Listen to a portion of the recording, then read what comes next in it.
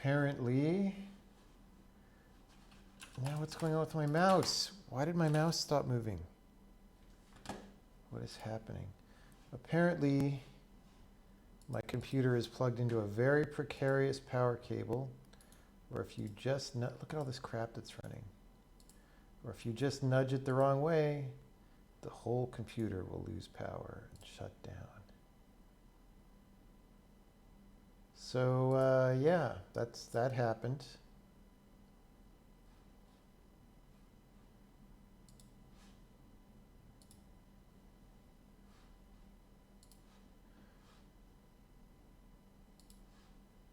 That is a thing that happened.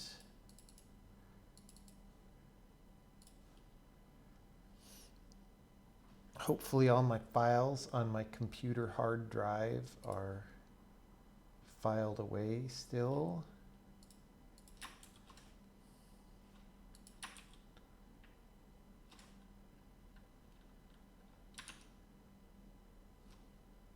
At least we won't be trying to dereference a nil value for a while. Oh, I have to build my compiler. Please build. Please build. There we go.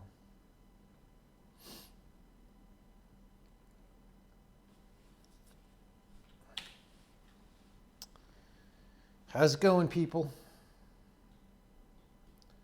What is happening? What is happening?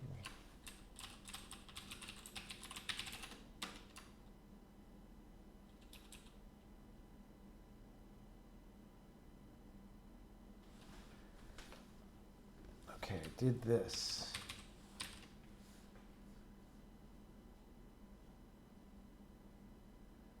I just want to, I'm probably going to go to bed much earlier tonight than last night. I think I just want to get a few things off this to-do list, and then we will call it a night.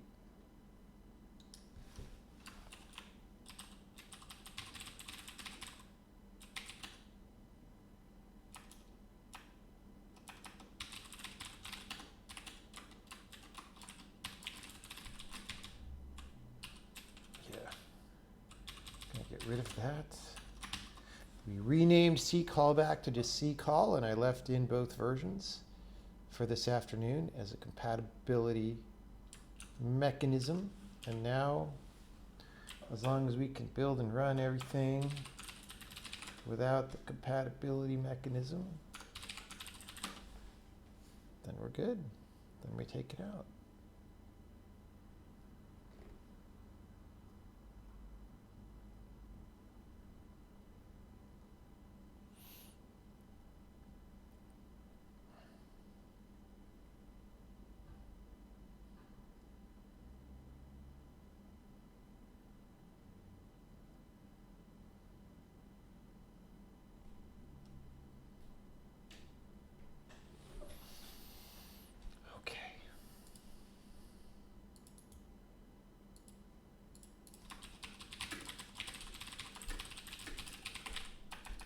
Directive. We've removed it. We've removed it.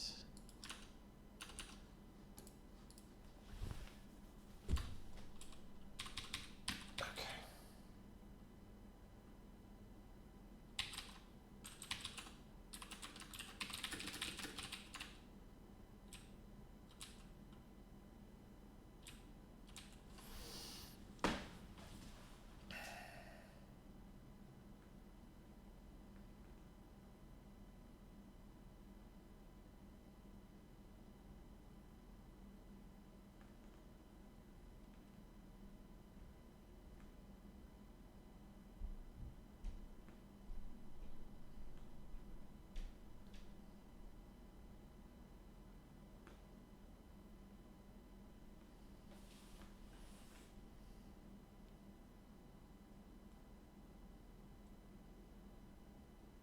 See, I was looking at this code. I changed it a little bit today, but it does not appear to me to make sense at all.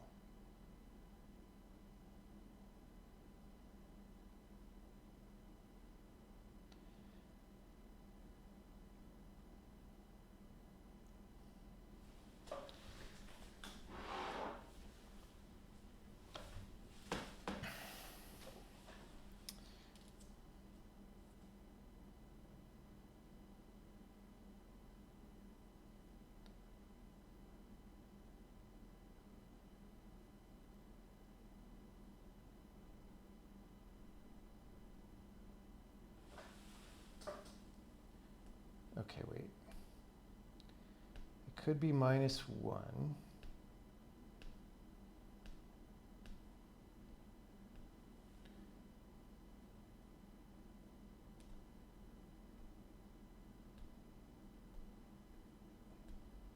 Okay.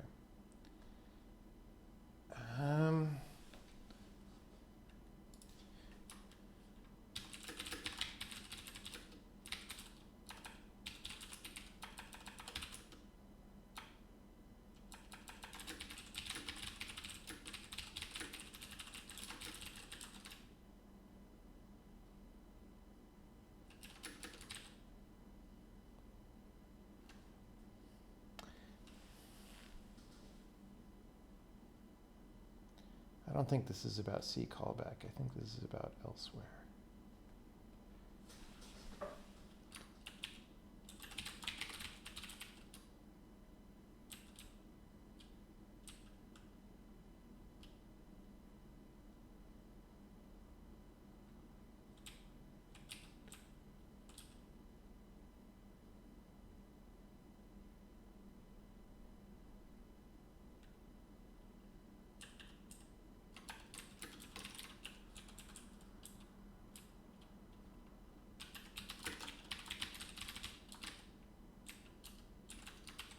I think.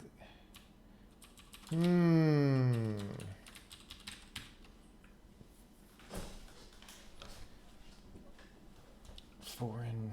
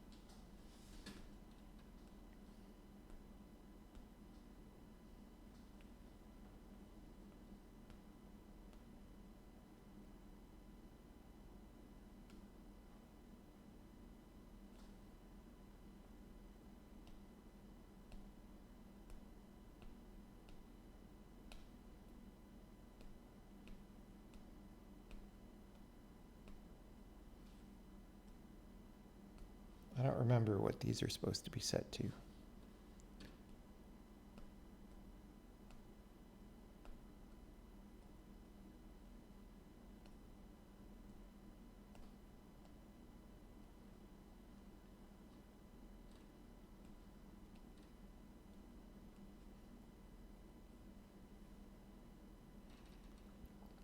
The answer to these questions that people are asking in chat is that games are harder than what everyone else is trying to program anyway.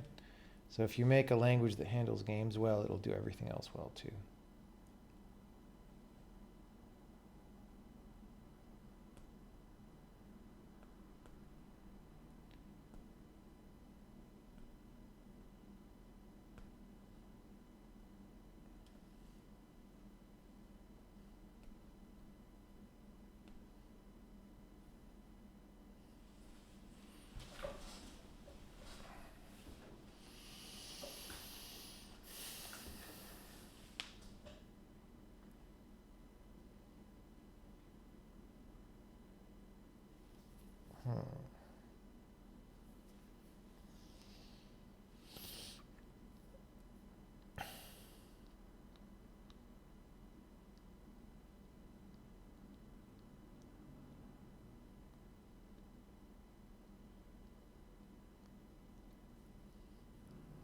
Let me see.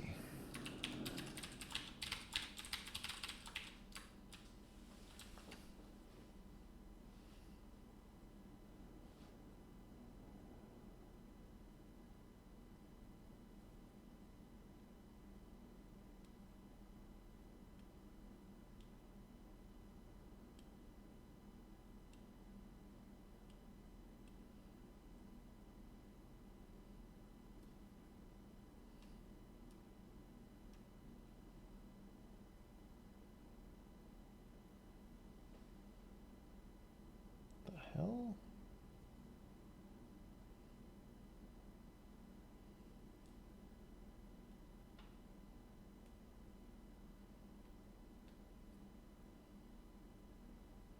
What is he? Bro.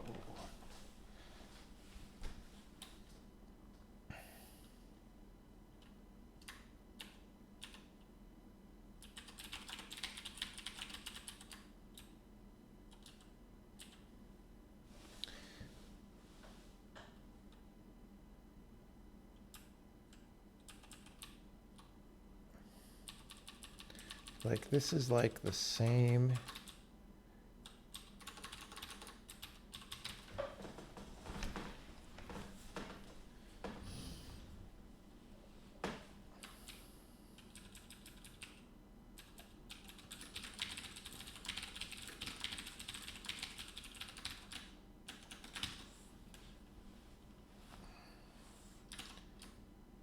Whoops.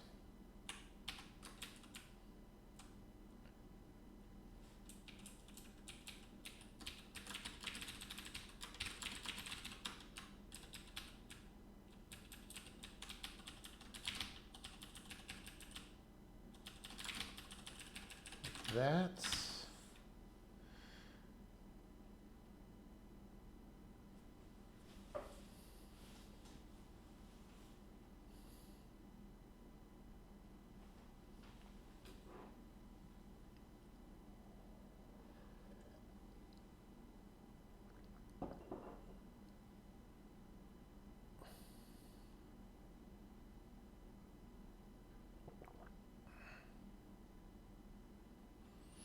all right. Oh, what did undeclared identifier? What did I mess up? I typed an O for no reason. I typed an O for no reason.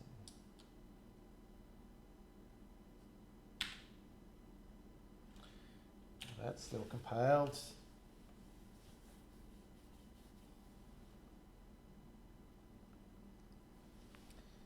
Great.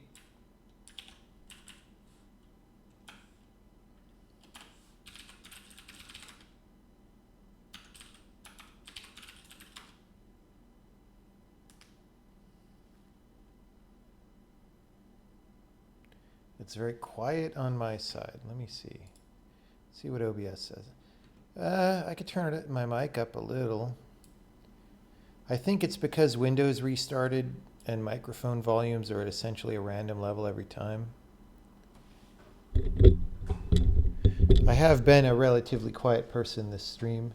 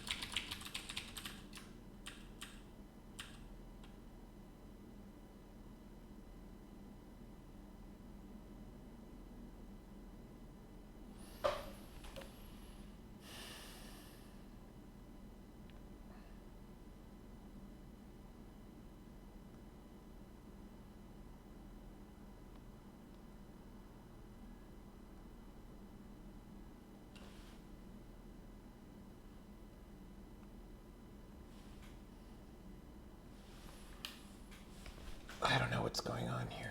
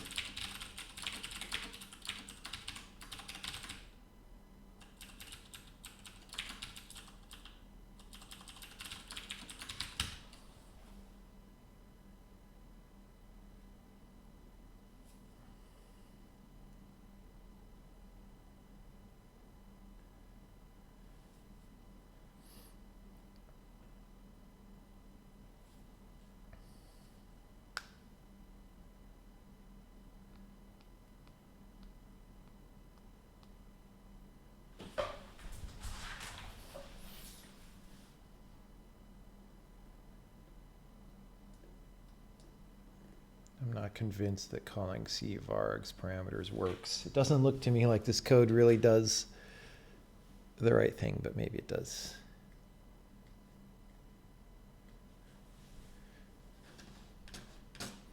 When am I going to self-host this? Any distant plans? No. No. Self-hosting, it's literally half the questions I get about the compiler are that. And it's seriously the least important thing. Like, okay, if your standards are very low for your language and you're like, oh, wouldn't it be amazing if my language could compile a program as complex as its own compiler? And maybe, maybe I could be all meta and it would be cool. That's fine. But like, once you graduate to a certain point, it's like, look, it's not that hard to make a compiler. Generally speaking, it's a little hard to make this compiler because the feature set is pretty broad, but it's just not that big of a it's not that interesting to make a language that compiles itself. Okay. And so we just have more tactically relevant things to do.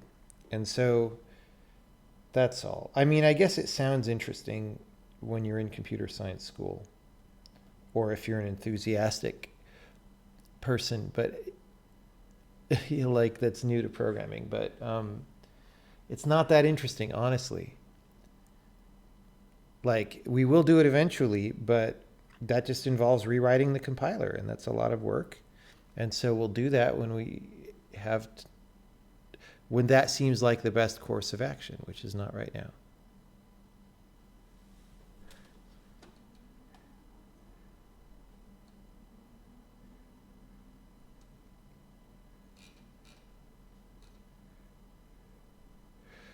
Is there any particular reason why people care about that and ask it so much? I think part of it is that it seems meta and cool, and part of it is that if you don't know that much about specific deep issues in language design, it's something that you could talk about, right? It's like why people argue about their text editor all the time. It's because a text editor is something that a lot of people know what it is and can use, and so they're able to argue about it. It's why people talk about entity component systems all the time, I guess. I don't frickin' know. There's certain topics like that a lot of people gravitate toward.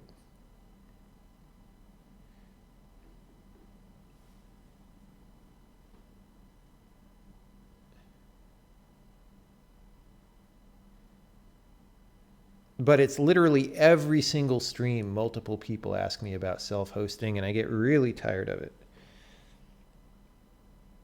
Which is not any of those individual people's fault, but I'm just tired of the ambient atmosphere of programmers that makes that the question that everybody wants to ask. You know what I'm saying?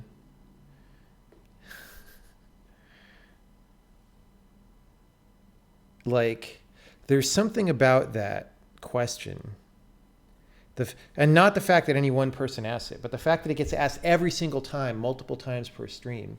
There's something about that means that the way that people have been educated is they're not given the right taste for solving real pragmatic problems. It's more abstract concepts, which is fine. You need abstract concepts. You totally do need abstract concepts in computers. It's good. But the problems that we have right now are not that we don't have enough abstract concepts.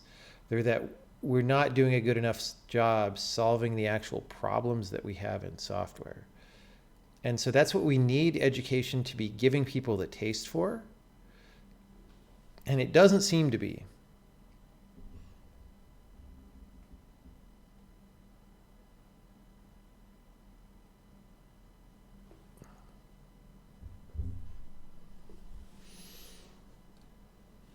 Question comes up so much because people want to ask interesting questions. They want to participate in what is happening. But what is actually happening is too esoteric and hard to follow. Yeah, that could be. Except the thing is, it's a little bit of a weird, the self-hosting question, it's a little bit of a weird intermediate territory, because people who don't know anything about compilers aren't going to even know what self-hosting means. Like a random JavaScript programmer who makes web pages is not going to know what self-hosting means, right? So the only people who are going to ask that question are people who at least sort of know something about what's going on.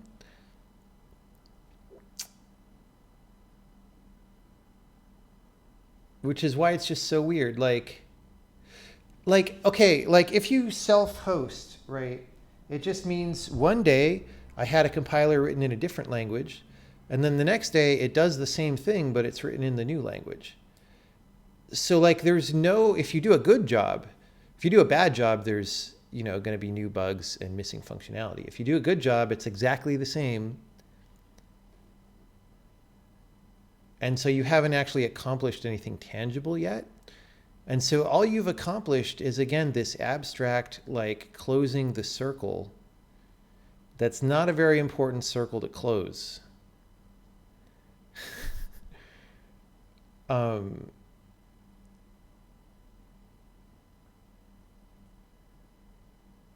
don't know, man. I think it's also because a lot of programming languages do it that way and tout like they've made big progress when they manage to self-host. So maybe that's part of why, like, people see that in other languages and they're like, oh, when are you going to do that? And it's like, yeah.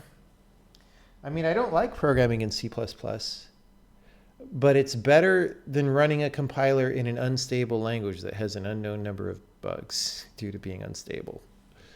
So, and that's not totally performant yet, and so you suffer from that.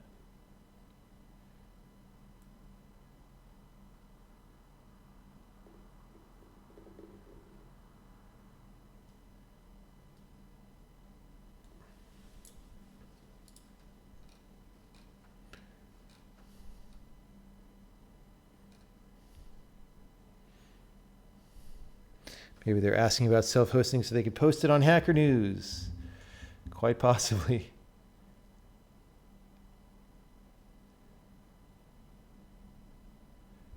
Quite possibly.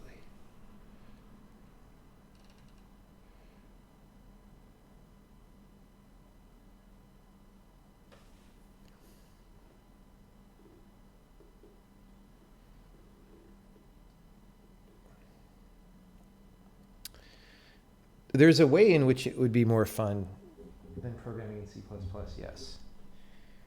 Like, if we were self-hosting, we could compile our compiler a lot faster than the C++ version compiles. But it's not the time to do that. Not yet. There's just the language is too much in flux, you know? But someday soon we will.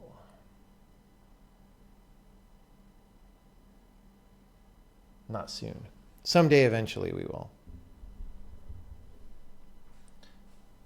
At an unplanned date in the future.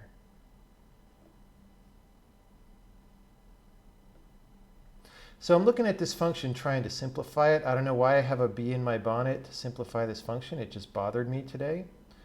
I was editing it because I was doing this. We used to tangle up the concepts of something being defined externally and being in the C calling convention. And I broke those up today, and this function caught my eye. I was like, this looks like it's copy and pasted from really old code and nobody really knows what it actually does. It didn't look right to me. It still doesn't look right to me.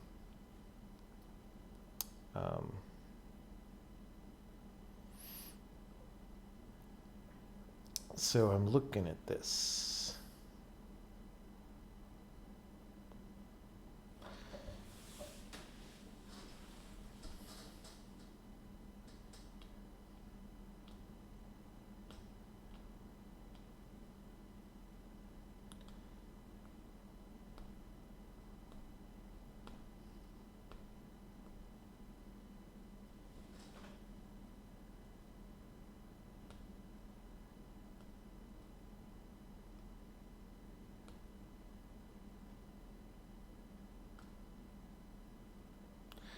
It's like here we know it's not C callback. Yeah, I put this note here before today. Like all of this code, this is all just too complicated for what it's doing.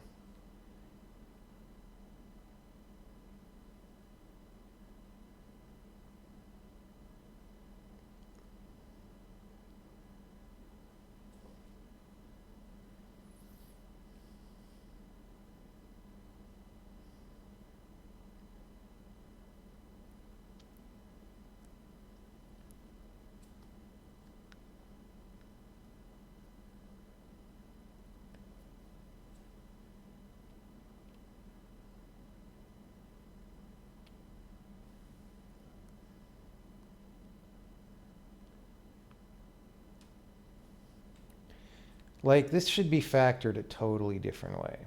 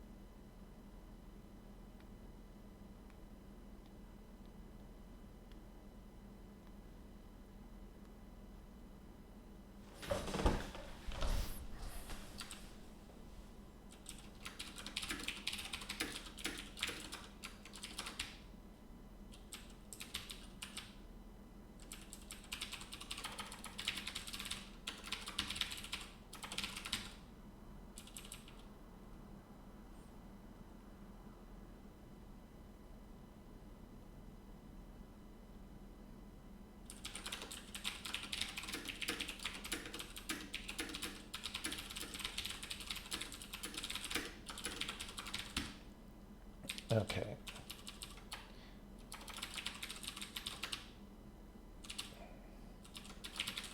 See, but like this doesn't make sense because that would be like there, and then this -1. Like what is going on there? That's one of the things that confused me. Okay.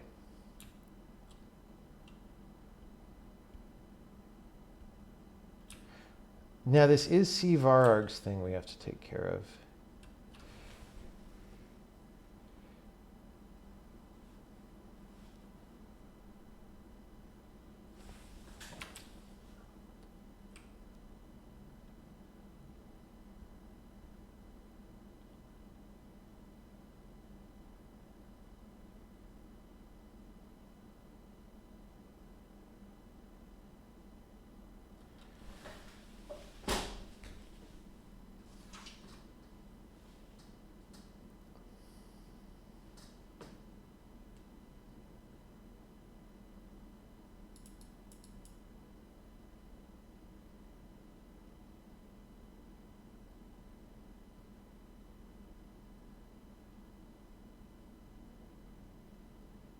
Like this had better be -1.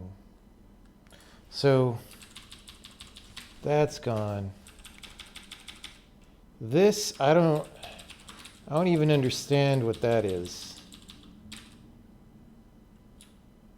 This is gone. This is gone. This is gone.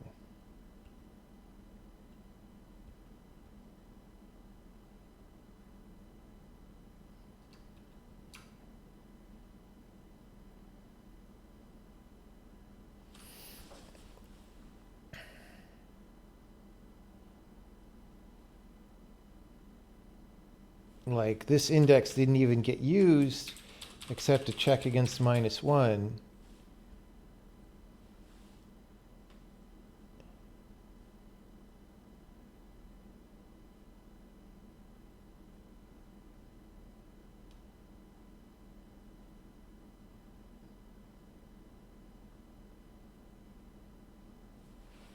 We'll put this in an else just to make it clearer, I guess.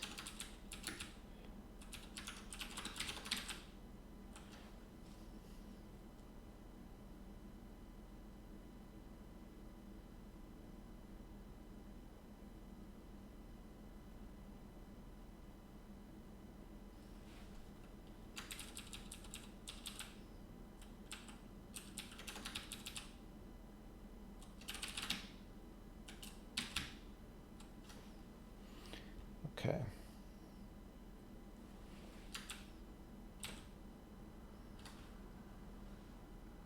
I'm worried about all these type I8 get pointer twos.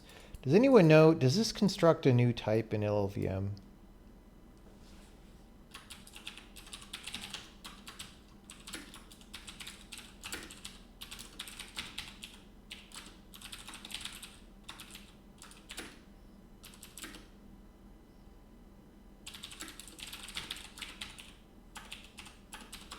Because if that makes a new type every time, then we're doing this all the frickin' time. And we would rather not. Because if that makes a heap allocation every time, that's like annoying, dude. Okay.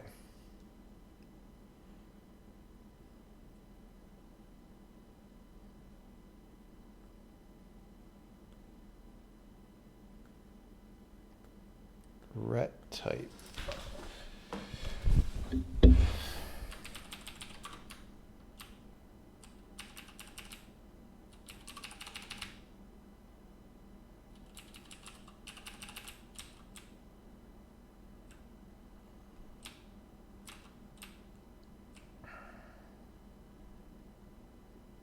Whoops.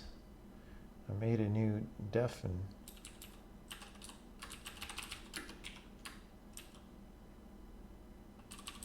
Well, it's argdefen.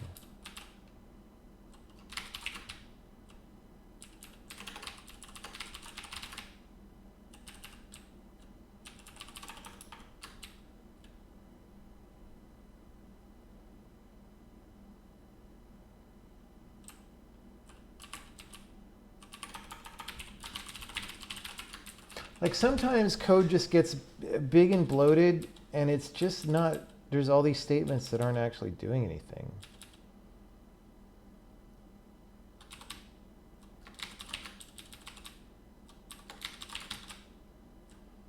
Okay.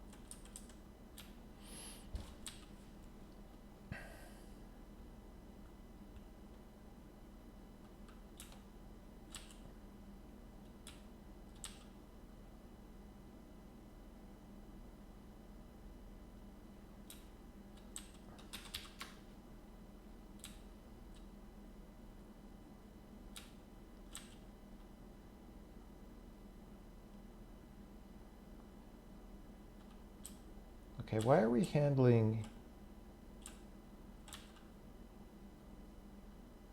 the return type up there? Oh, because that's system 5 something. You add it to the arguments. So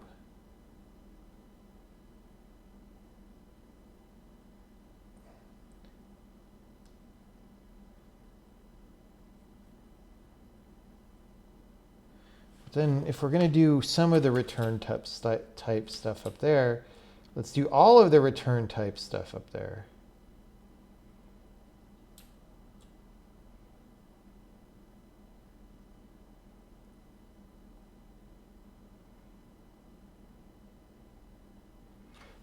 Wait, what?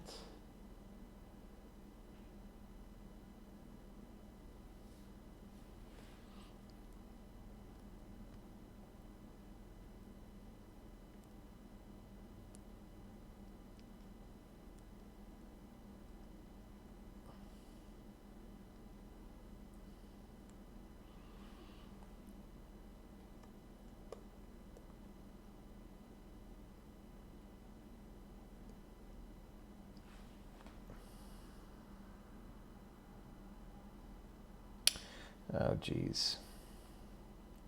So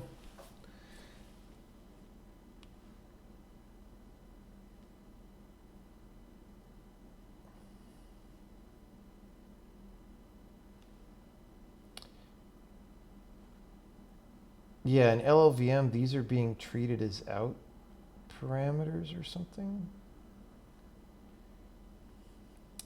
It's not really the way we do it in the x64 backend. But they're being added as arguments onto the end, which I guess is why there's not like separate arguments in returns arrays here, because they're all treated as arguments. I don't like this. Whatever. We just have to deal with it. It's more complicated than it should be.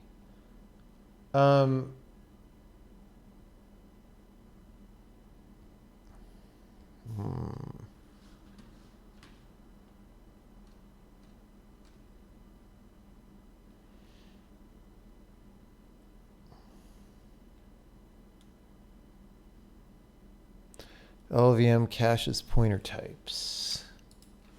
See following. Pointer type implementation. God, it's white, bright screen.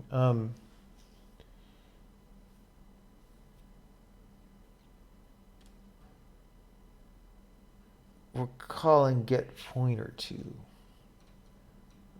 Get pointer to. Turn pointer type get.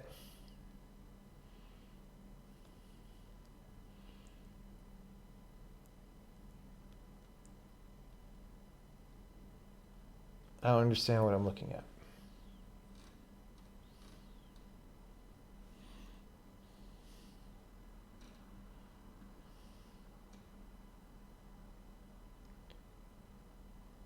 Where's the part where it caches the pointer type?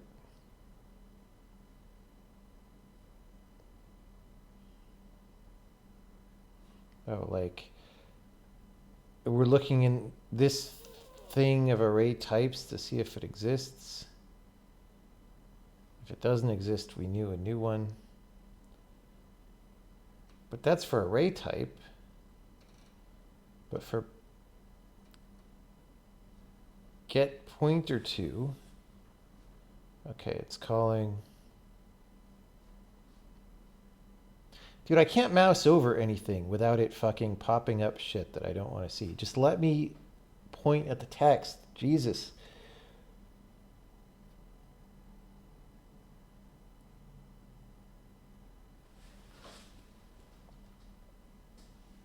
Okay, so it's looking up entry in AS pointer types.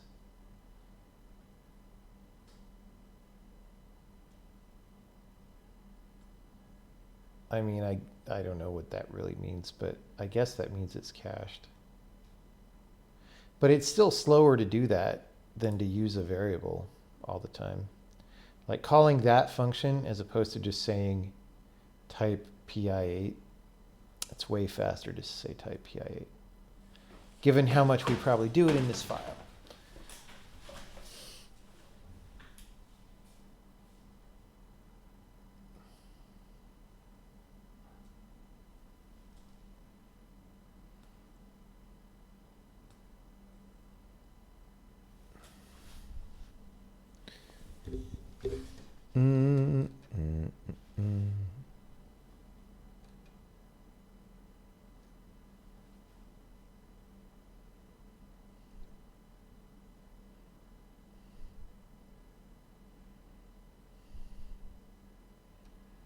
You saw recently a prominent academic programming YouTube channel do a whole 20-minute video on self-hosting.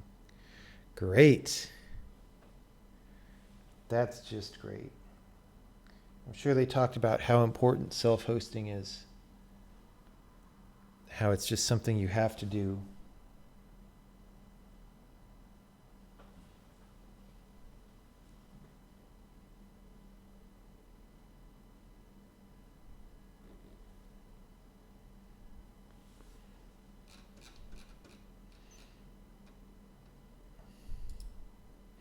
Is there a plan to write a custom optimizing x64 backend? Yes, eventually. In the long term, We want our own backend to be optimizationing all over the town.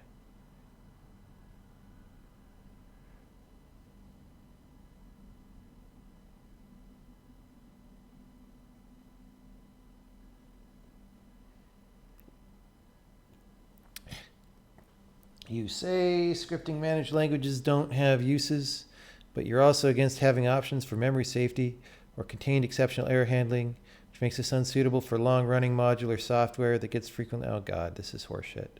And can't be allowed to crash or have random memory corruption such as MMO servers. Unsuitable. This language is unsuitable. Even the best programmers make mistakes. Using safer language is the object. Dude, no, you're just making stuff up. I'm sorry. You're just making stuff up. I mean, I don't even know how to reply to that paragraph. You're just making stuff up. Like, no currently existing MMO server uses contained exceptional error handling in the way that you're talking about to solve problems, okay? Or uses a memory safe language. 0 of them do that. So how are you saying... How can you seriously say, what was your phrase?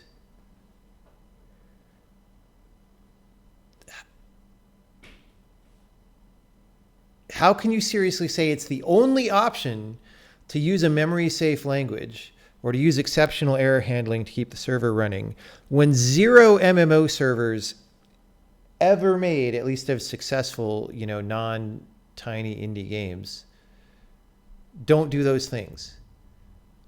Like, how can you seriously... I'm sorry, I don't have much patience for this kind of thing tonight, as people may be able to tell. I'm just not in the mood. Like, how can you say that? How does it make any sense?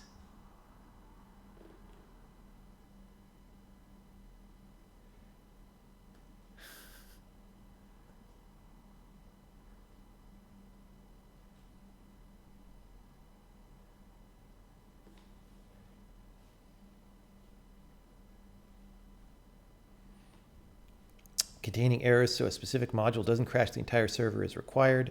I'm not sure how you could think it wouldn't be. Okay. Riddle me this, Batman.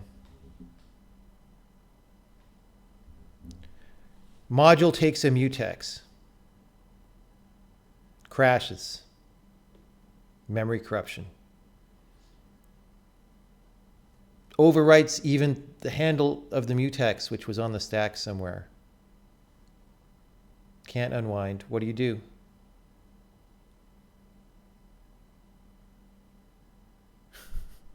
Module corrupts the heap. What do you do? Process runs out of memory. What do you do? Module opens too many files so that the rest of your process can't open any files. What do you do?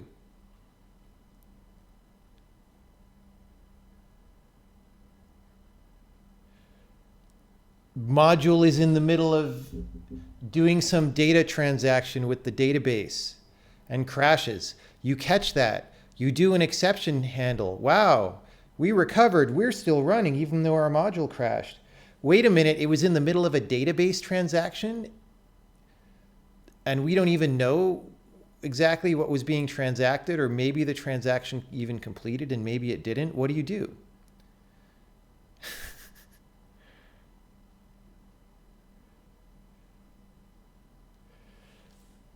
That's the point, using a language with memory safety that allows modules to be written with code that doesn't allow the stack to be corrupted or whatever. Okay, wait.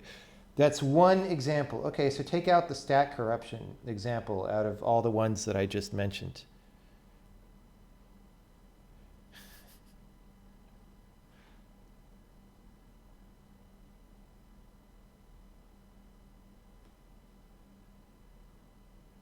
Index and nil value.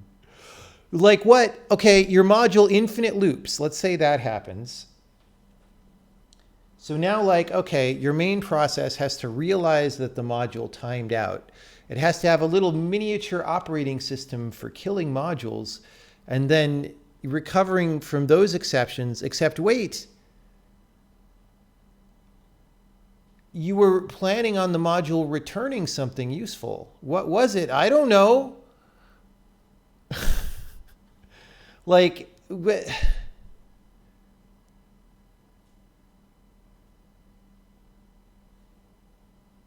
how do you continue running when you're not even sure which part of your program needed to do what? Like these ideas that people have about error handling, they simply don't scale. Software doesn't actually work that way. I'm just tired of people pretending software works that way.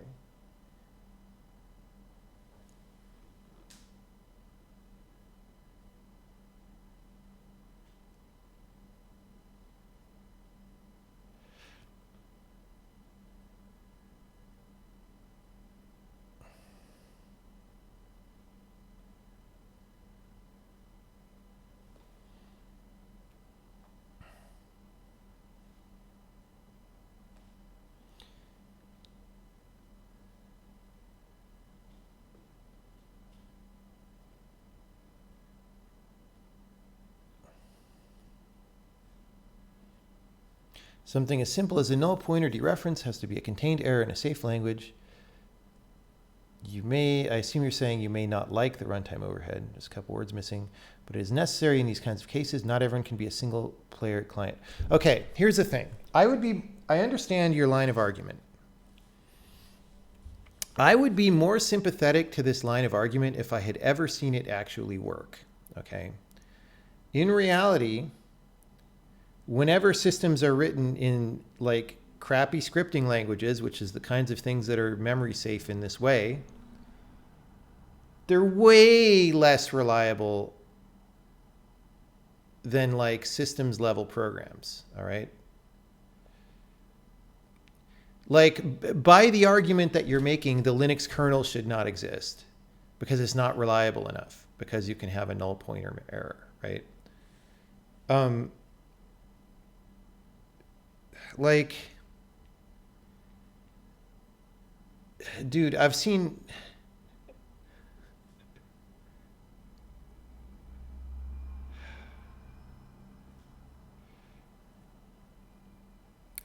just whenever people make systems in goofy scripting languages, reliability just goes out the window. Like that's just what happens. So I don't understand why you can be saying with a straight face that this is the only option. It's the only option.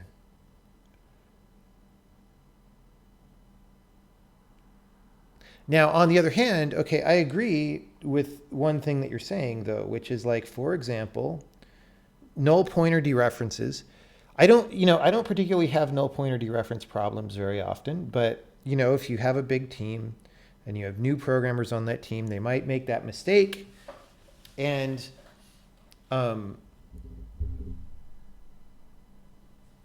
that would be a very bad mistake in production and stupid mistake, because it could be like a very, it could be like you have a null pointer crash for a very stupid reason, right? And so, yes, it is the case that you would like to avoid those. You would like to minimize the occurrences of those stupid mistakes, right? But you're claiming that a particular path is the only option, and you're claiming it based on, you're not claiming that based on data, right? Of like measured performance of systems. You're claiming it based on the intent of the feature set of X is to do Y, therefore it's the only option. Which, that's the kind of thing that never works in computers, right? The intent of object-oriented programming languages is to make your programs really well organized and easy to understand and simple. We've seen after decades that that's not actually what happens. But that's the intent, and there are still lots of people going around saying, oh, object-oriented is good programming, and if you don't do it that way, you're a bad programmer, right? The kind of thing you're saying right now is the same thing. You're saying the intent of these features is to make software more robust and better quality. Therefore, it's the only option. And that doesn't, it's not tested. It's not proven.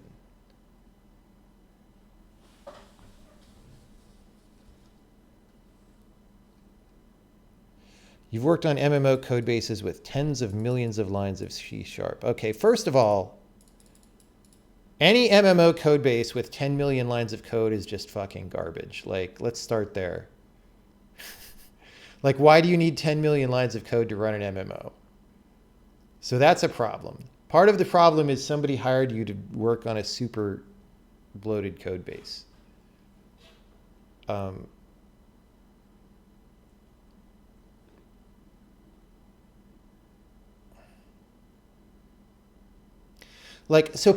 I know that C# has error handling. I'm just saying that error handling, like exception handling, it does not do the job that everybody that has been promised. Like, it's not like your software can just keep running bulletproof because a piece crashed. That's not how it actually works in the real world. It just isn't. I'm sorry. So if you're claiming that that's the case, I don't know what to do about that. Now, it may, in very limited cases, help you recover from simple things, like, for example, a null pointer dereference. But your system still has to deal with the fact that the thing that you expected to return a result has null pointer dereferenced and died. And what do you do about that, right? And if you have to deal with that everywhere in your program,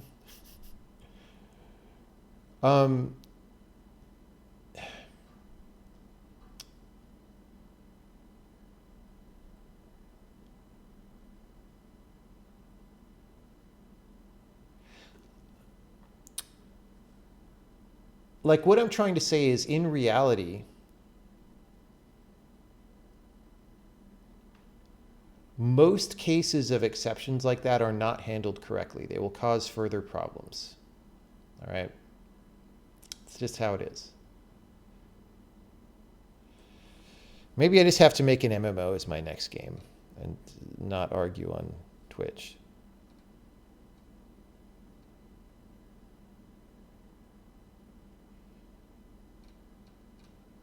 It's the same thing, though. Like this is just part of the reason I have such a negative reaction to this line of argument. This is the same line of argument that happened when scripting languages started happening in the 90s. It's like, oh, they're great, they're higher level. If you try to use a variable that's not declared, we'll just return the empty string, and strings and numbers are the same thing, and so everything you do will work automatically because there's no errors. It's like, no, that's not. That actually makes worse programs, people, not better programs, right? Or like, look, because the whole system is managed, if a small part of it crashes, the rest of it keeps going. It's not actually what happens. What happens is you get systems that start spamming errors because they catch the error, but they can't recover correctly from the error because they don't know how. So then there's another error and another error, and they keep spamming errors. Have you not ever seen this, right? This is what all scripting languages are like. This is why I'm just not very receptive to that line of argument. A realistic science-based dragon MMO. That would be good. Robo-Dragon. Robo-Drogon. Drogan. Okay, wait. Drogon is taken. Aragon is taken. Drogan, if you transpose the A and the O, that's not taken. How about Dranog? D-R-A-N-O-G. Or Gradon. G-R-A-D-O-N.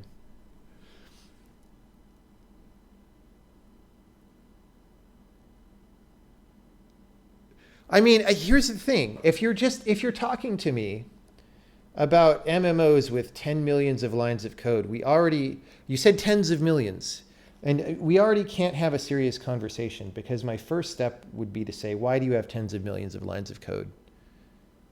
Like, if you have tens of millions of lines of code, nobody at that company knows what they're working on. Nobody understands the code base, and that's problem number one. And no MMO is doing enough functionality to need that much, dude. So like, what's going on? What crazy recursive process went out of control to create that much code? That's where I would start. I wouldn't start with the discussion of what do you do about null pointers. I would start with why do we have 30 million lines of code? Just like Casey would say. How many lines of code do I think Eve is with the amount of content they have? Well, I don't know how much content is in Eve because I haven't played it for a long time. But like content, lines of code should not scale with amount of content. That's a weird thing to say. Right?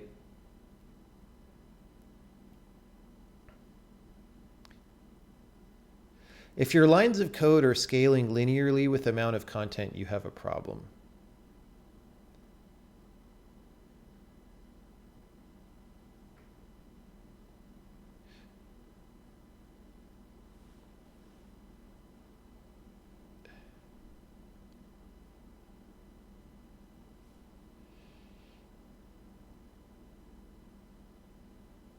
Anyway, I don't want to argue about this too much. Like, look, obviously you have your style of the kind of system you want to do. I have the style of the kind of system I want to do. I think there are some things that I could say that you would probably agree with, okay? So here's the thing. I think it's stupid that we haven't at this point for non-managed languages like C-like languages. I think it's stupid that we don't have better thread isolation, right? So you ought to be able to like run a DLL in a thread, and if it has a null pointer exception, that it shouldn't kill the program.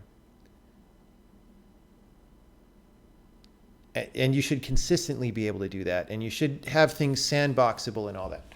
So I agree with those things, right? I agree with what you're saying, that those are desirable properties, okay? However, I don't think those properties actually get you that far in terms of real world robustness. They solve some problems.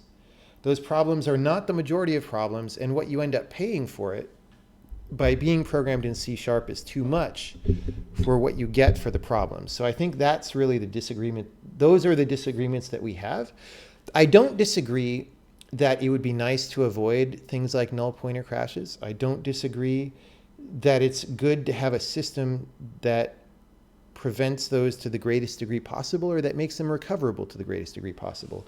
I think we disagree about what constitutes successful discovery, or sorry, what constitutes successful recovery from an error, because almost no program that has exceptions in it actually successfully recovers from errors. That's so the thing to understand is that putting try catch makes people feel like they've handled an error when they actually haven't, right? But you can't, like, it is in principle possible to handle some set of errors correctly. And if you handle those correctly, then your software becomes more robust. So I don't disagree with that stuff. And I would like to, once the base version of this language gets established, I would like starting working in directions like that, where we have like bulletproof threads that you can launch. We may not be able to support those on certain operating systems. I don't know. But what I'm saying is, even if we do that, it's not a silver bullet. Even if you can call some subcode in a module and the module crashes cleanly and is guaranteed not to infect the rest of your program, the result of your program is still unpredictable in many ways. Like, as soon as you had asynchronous communication between that and any other part of your program, you have no idea what's going on, right? And by the way, reading and writing from an external database is asynchronous communication.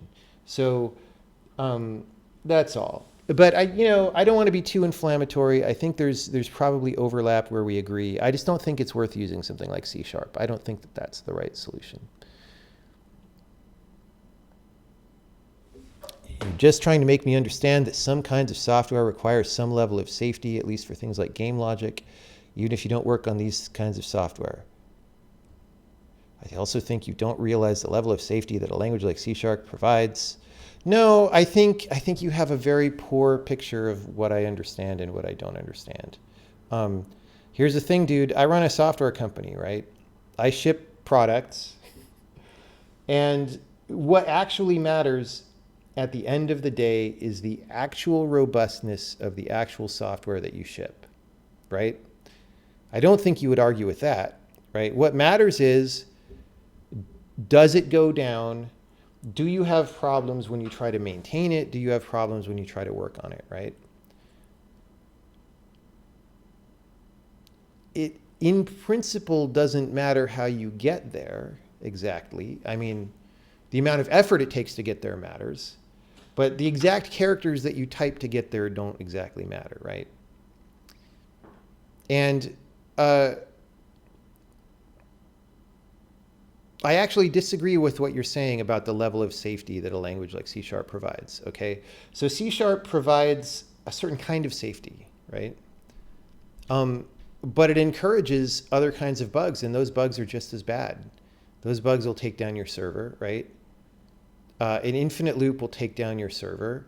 A leak because you keep putting elements into a tree and forgot to remove them, and eventually that tree is like bigger than the galaxy, like that'll take down your server. Like you're not, and these are problems that are less likely to happen in other languages, right?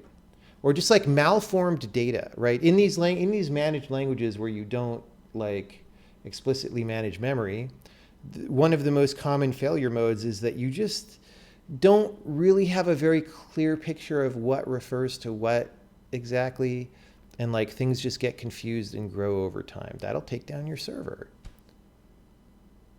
You get the wrong data out of a dictionary or something. Why? Because people weren't paying that much attention. That takes down your server. Like, I have this argument with Rust people all the time too. Like, I don't know. I'm going to stop ranting about it. I've been talking about this one thing so long. Why is getting a stack trace so slow in languages? I don't know. It's stupid.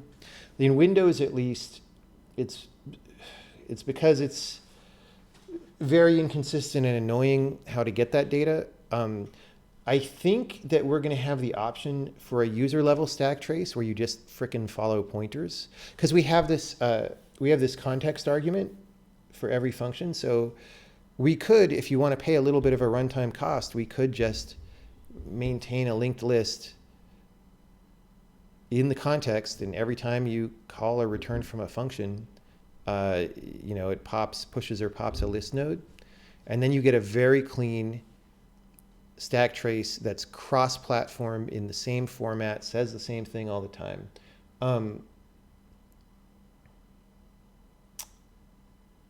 Yeah. And it sounds like that might be a little bit slow, except those operations are going to be very fast on a modern processor. Like, because, reads and writes to local cache are not really slow compared to other things that you could do. All right. All right. Sorry, I didn't mean to get too abrasive and argue too hard. It's just, I mean, I'm doing the things that I do and making the kind of language that I'm making because I genuinely believe that the way that most other people are doing things in the world is not really forward progress. And that's why it's easy for me to get irritated when people say it absolutely is forward progress and there's no questioning that, and that other things are backward. I don't agree with that. I don't agree with that. I do agree that it's much easier to have memory crashes in this language than in C#. Not a controversial statement at all. I disagree about what that means in the grand scheme of things. Is it really that different optimizing a game for AMD and Intel? It's not super different. I mean, there's nuances of each chip, but the broad behavior is similar. Isn't that linked list called the frame pointer? Haha, you wish, dude. Somebody pull up a web page on all the things that you have to actually do to correctly walk the stack on a modern Windows machine. It's kind of nutty. The answer is that the data is not even necessarily well formed, and you kind of have to search and heuristically hope like you're getting the right information.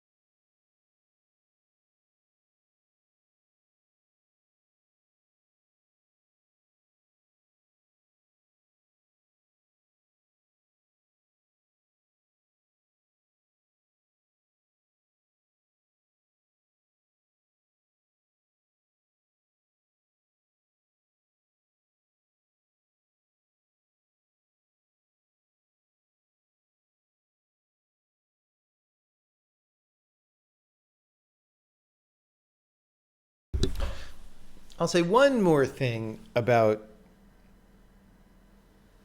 the C# thing, which is just if it's true that in actual fact C# is so much more robust and results in programs that work better, then wouldn't Unity games be renowned as stable and well working and robust and always operating correctly? And yet we don't exactly see that, do we? And why not? Of course, part of it is that, yeah, sometimes they're by amateur developers, but filter out those ones and look at the result. Look at what happens, right? Do I think different arguments apply for software that's very concerned with security? There's some data about the number of security issues caused by memory safety. Yes. I do think that security is a little bit different.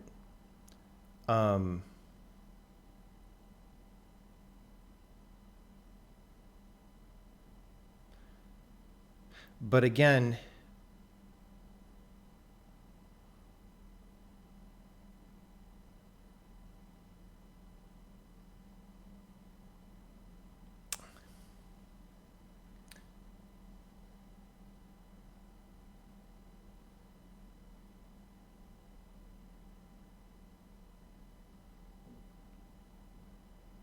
yeah, I don't know. I mean, it depends on what level of security you're talking about and what the system needs to do and all that. But yeah, security is definitely a concern that matters.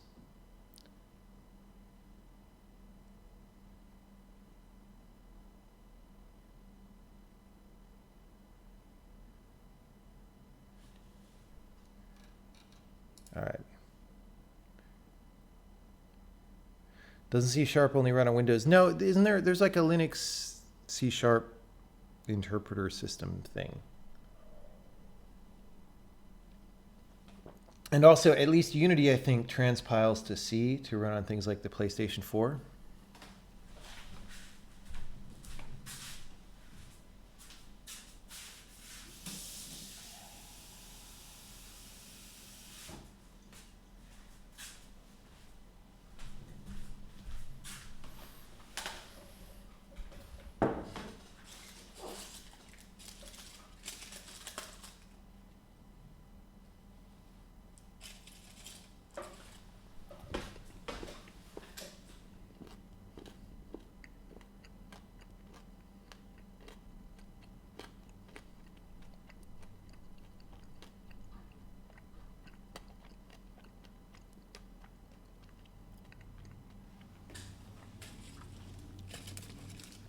I think C# probably did only run in Windows originally, but that hasn't been true for a while.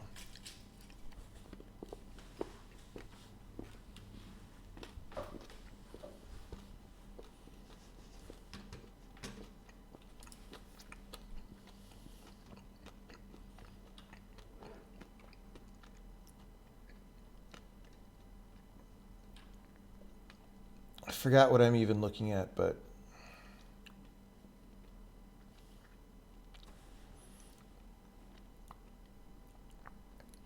let's just see if I screwed this up real bad. Oh, wait. First, let's save the file. It undeclared identifier.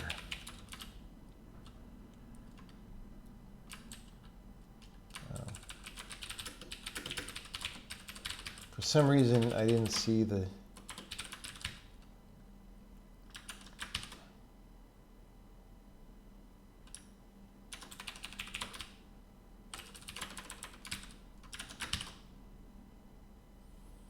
Let's see what happens. Maybe I just broke it horribly. Quite possible that that happened. Oh God, yes. Okay.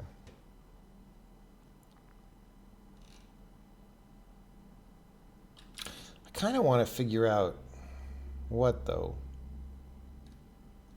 Or maybe I don't. Maybe I just wipe this and start over. because I sort of did two things here. I modified this, and I modified add one parameter.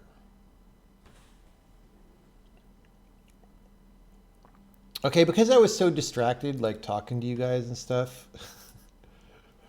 let's revert.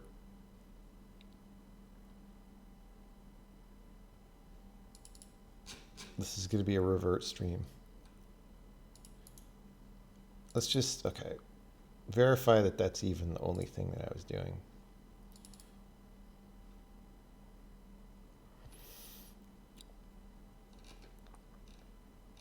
Yeah, it's not that much of a change because we checked in before that. So I'm going to revert this and just redo it.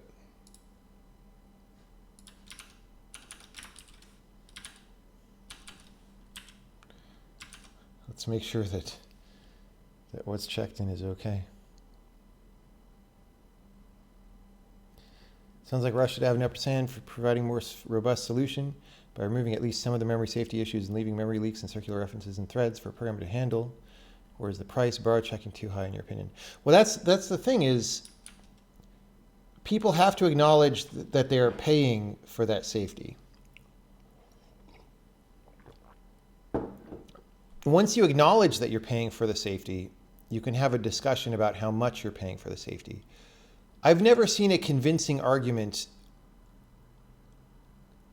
that is quantifiable that the amount that you're paying is worth it, because I don't even know how to make that argument. I'm not saying I could even make that argument, right? But do you know what I'm saying? Like it's like saying, hey, you should stay at this hotel. It's awesome. They have a swimming pool and they serve you breakfast in your room in the morning. And you say, well, how much does it cost to stay at the hotel for a night? And they say, dude, you've got to stay at this hotel because cooking your own food, you might burn the eggs. They bring you eggs.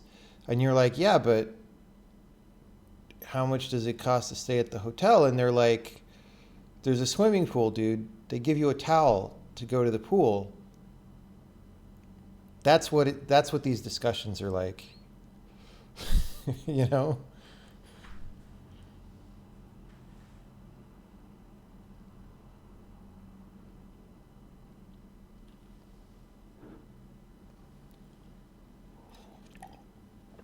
That was not a very good analogy. It's the one that I thought of at 12:30 in the morning on Saturday.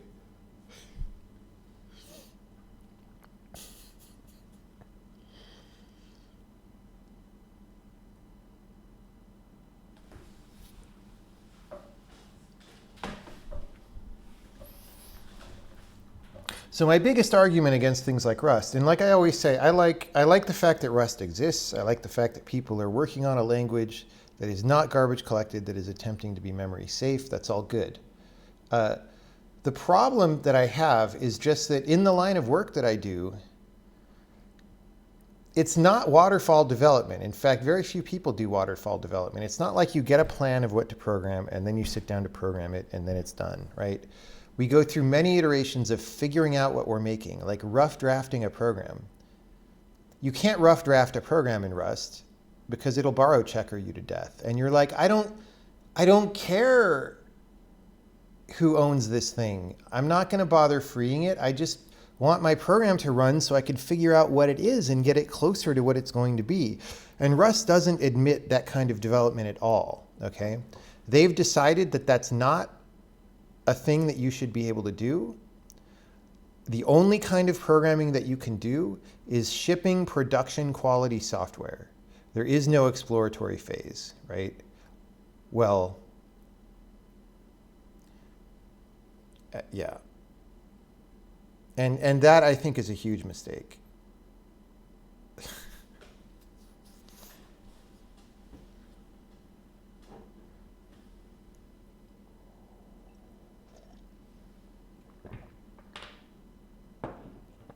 I think they are insufficiently sensitive to what that means.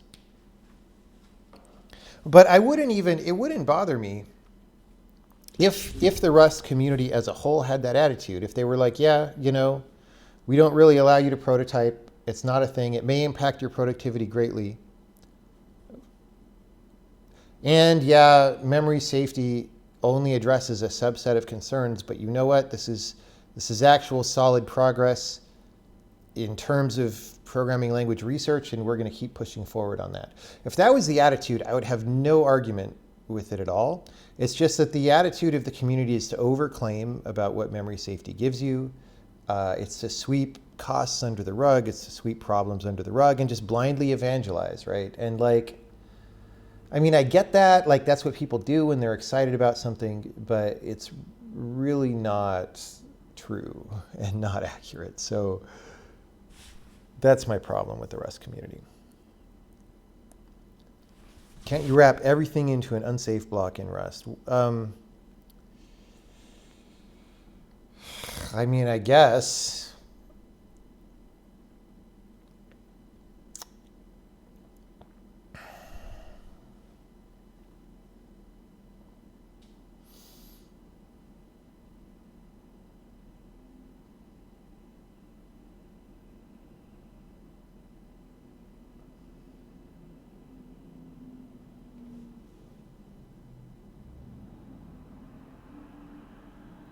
I'm not actually sure what happens. So what happens in Rust if you have a module that claims it's safe? Because you're going to want to use libraries and stuff like that, right? What happens in Rust if there's a module that claims to be safe and you use it from unsafe code? In principle, anyone else who is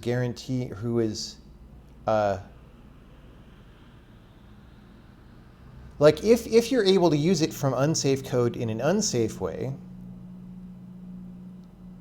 then you ruin this safety of anybody else. And that would seem to be counter to the spirit of Rust, because then one line of unsafe in your code could screw up the whole program, right? If you're only allowed to use the safe thing in a safe way,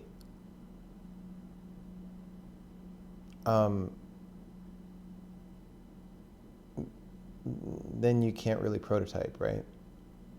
I don't know. I don't have any, anywhere near enough Rust experience to know the answer to that.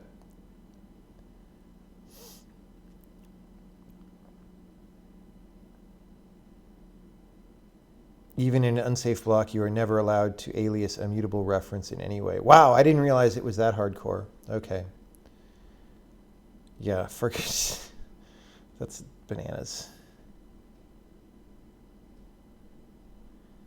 You don't think unsafe blocks remove the borrow checker? They just allow a couple of extra things like dereferencing raw pointers. Yeah, that's more consistent. My current belief, I haven't programmed hardly anything in Rust, right?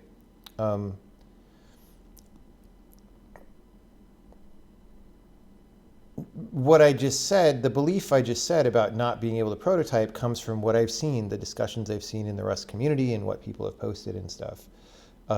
So it could be wrong. And so when you said the unsafe block thing, it caused me to question that. I was like, why don't people just do that? But yeah, if all it does is give you a few extra capabilities, then it's well, you wouldn't really do it for that.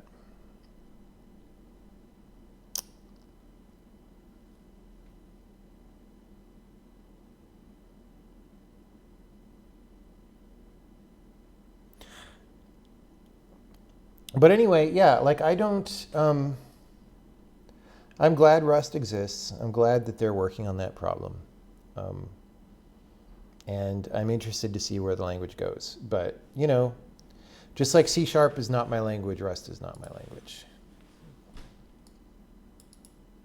And this is a recent thing. The last programming language I was going to do before this, the one that I only worked on for a month or two, that I talked about in my Game Developer magazine article, which would have put it, I don't know, a long time ago now.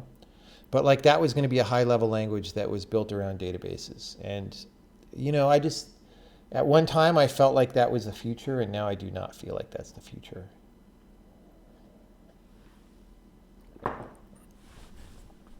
Unsafe basically allows you to dereference pointers and call unsafe functions. Yeah, pointers are like references, but with no aliasing requirements. Yeah. Hotel analogy was actually not bad. I don't know. I thought it didn't feel like it fit very well. But okay.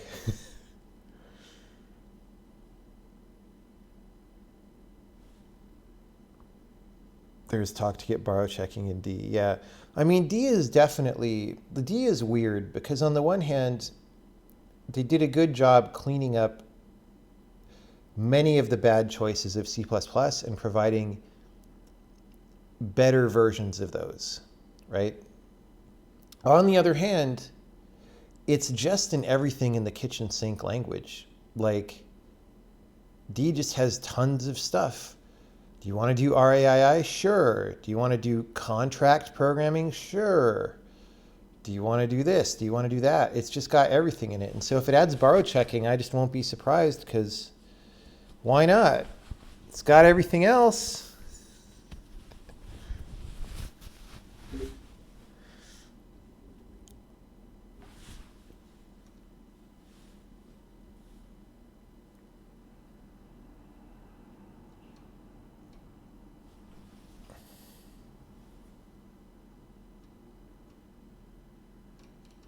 Didn't anyone tell you this chat is only here to battle C# and Rust? Yeah, I don't know why I'm getting sucked into that today. Usually I stay out of the language battles, but maybe it's been long enough. Wait, I thought I reverted. Did I not revert yet?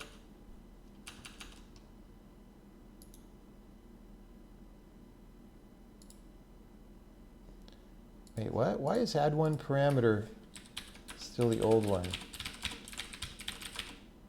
Did I check in this version of add one parameter?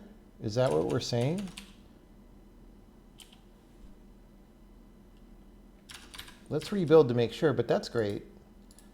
If that's not the problem, then the problem is just the newer part.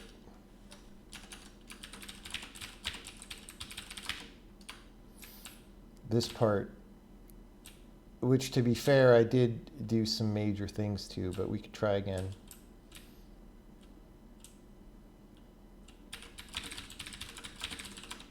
Okay, first we're going to globally replace that variable to ccall. All right. Yeah, okay. So we're good. We're good. Okay, let's try doing this little lift that I did, this little facelift. Little facelift.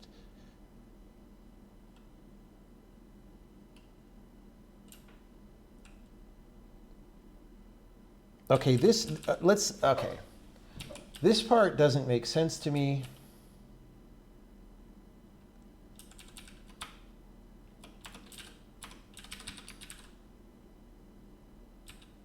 This is just saying if it's elsewhere, which used to be the same as ccall, and still is actually. These get set at the same time still. Set index to not be -1. So we can get rid of that completely. Let's get rid of this commented line. Let's get rid of that commented line.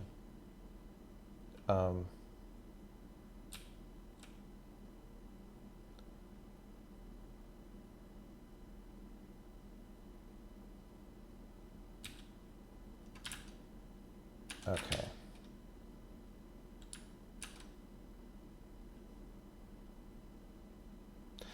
Oh, you know what? I feel like I forgot to do a cvarargs thing. Okay. So what I was going to do was I was going to switch around the -1.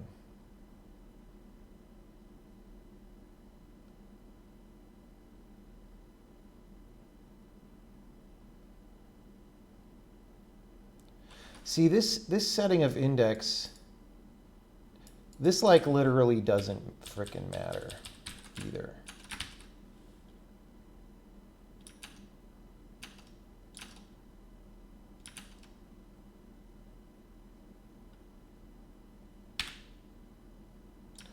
Okay.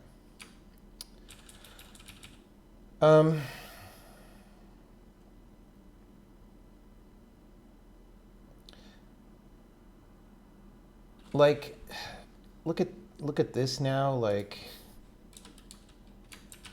this is a local variable. This is varargs. So this can go in there, right?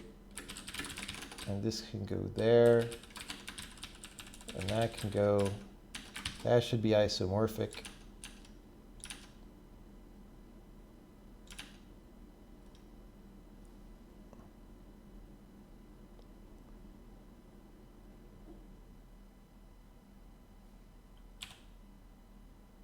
Great.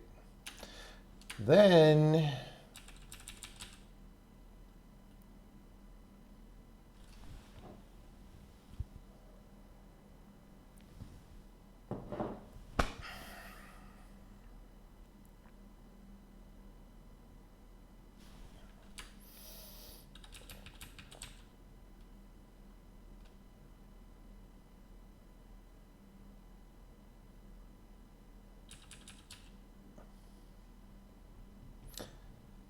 I might have just screwed up because I put this add one parameter up there. Oh.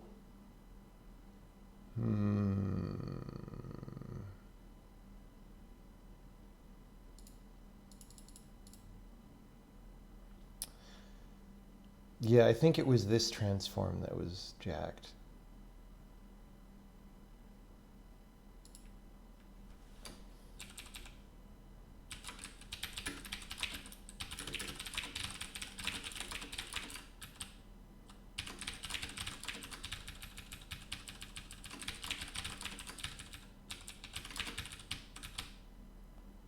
Okay.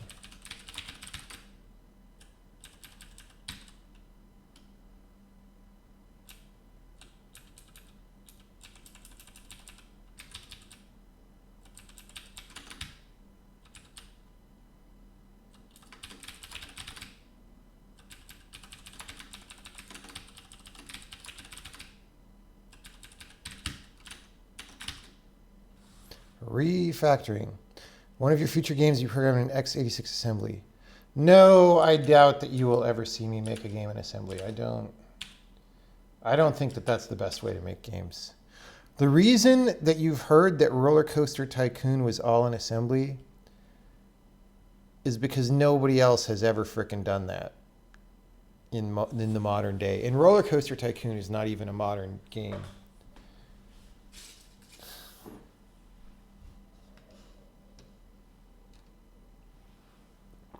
I had fun in high school writing relatively small programs in assembly in like 6502 and 6809, which is a whole different world from like modern poopy Intel assembly. You're messing with me. Yeah, okay. Great.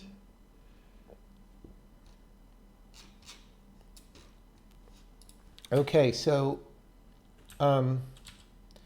I think if it was varargs, we're still adding an extra parameter or something, and that's causing things to be messed up.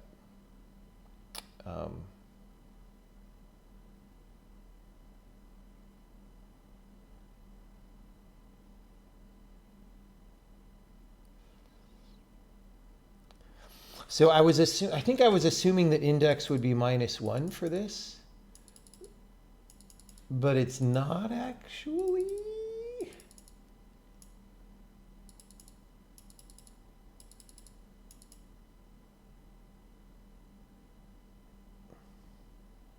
Let's just see what happens. Let's compile a debug build, and I bet that assert goes off.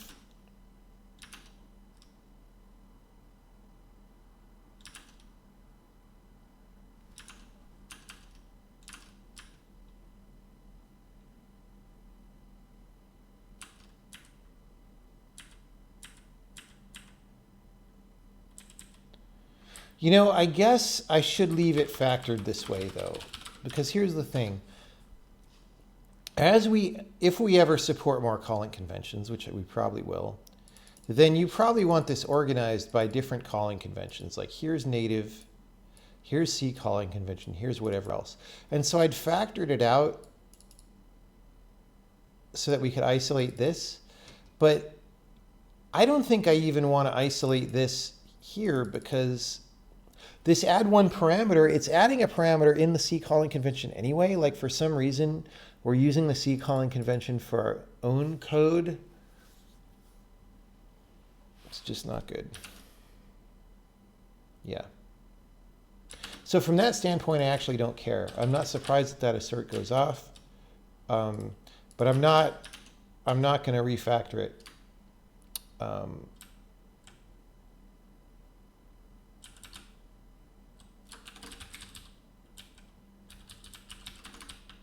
Let's put this the other way around. If index is less than 0, assert index is equal to -1. Other negative values are garbage.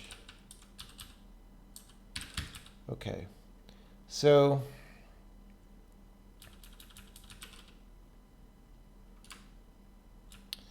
then this is known to be false, false. This is false, true, and is cvargs is true. Okay, I feel like this is about as clean as I can get this right now.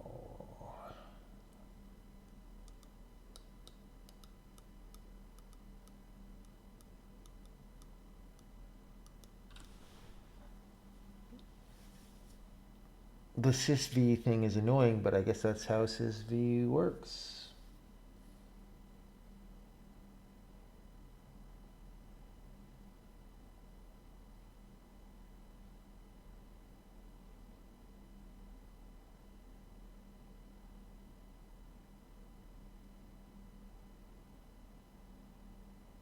Let's run the tests, man. Remember, your Autodesk licensing rants, apparently Ubisoft moved using Blender 2.8, which is stable. Seems like they've done some crazy work and should really compete with Maya for good. That would be nice, dude. I mean, I actually asked our team about switching to Blender this year, and they were like, oh my God, we can't do that. I'm not sure why. It doesn't seem like they do that much in Maya, but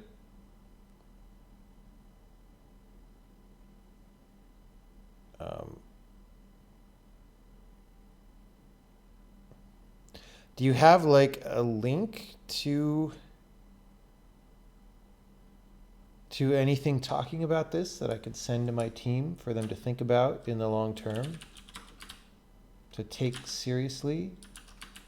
I thought add one parameter took optional. I guess those arguments aren't optional. I must have got that confused with some other function that took them.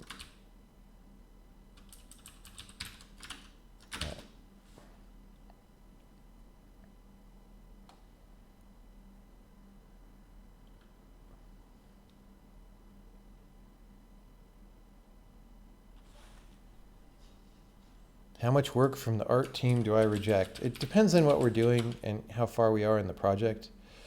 Early on, when people are figuring out the game,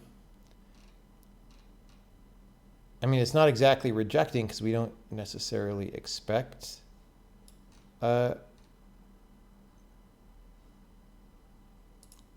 things to be used in the game, but yeah, early on, a large percentage of what we do is just obviously not going to ship. And then as we go later, the vast majority of it, I would say, represents forward progress.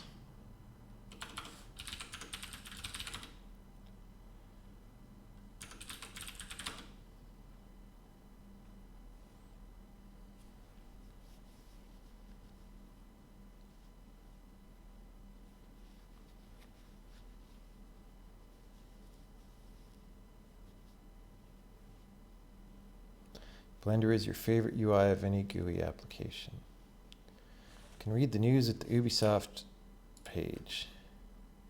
I bet Ubisoft was just paying a ton of money for Autodesk licenses, and they were probably pissed off at how crappy and old and buggy the programs are. And they're like, why are we paying tens of millions of dollars a year for these buggy, old, crappy programs is probably what they were saying. That's what I would say. Ubisoft Animation Studio will soon adopt the open source animation software Blender as its main digital content creation tool. Joining the Blender Development Fund. Good for them.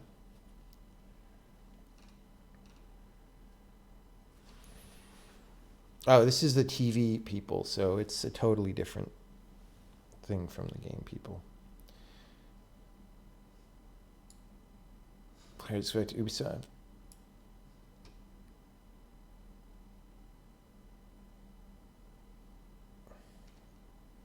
This is a very generic interview. This is a press release interview. But, I mean, it sounds good to me, man.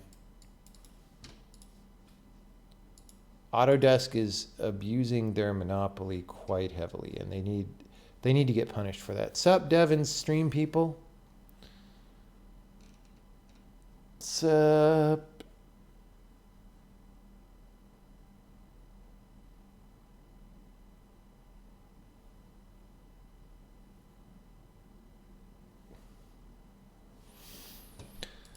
Okay.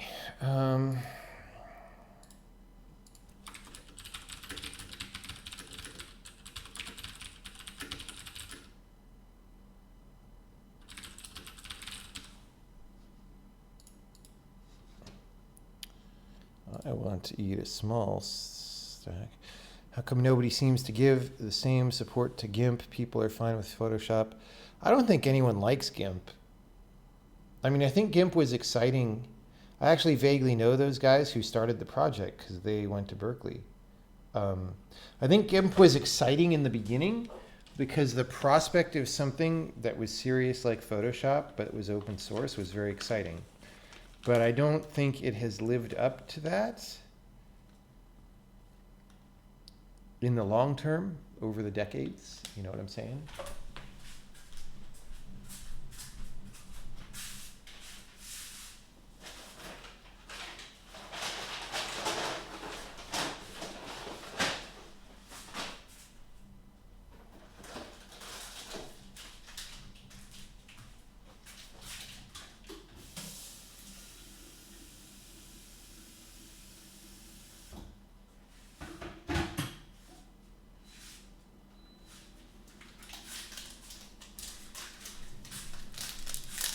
We gonna have more tea.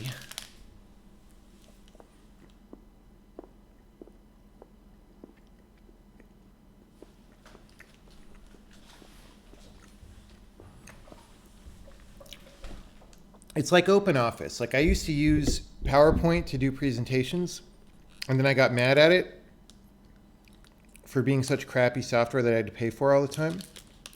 So I tried OpenOffice, and OpenOffice was so much worse that it almost caused me to fail to be able to give a presentation. That's the first time it's ever happened in my life.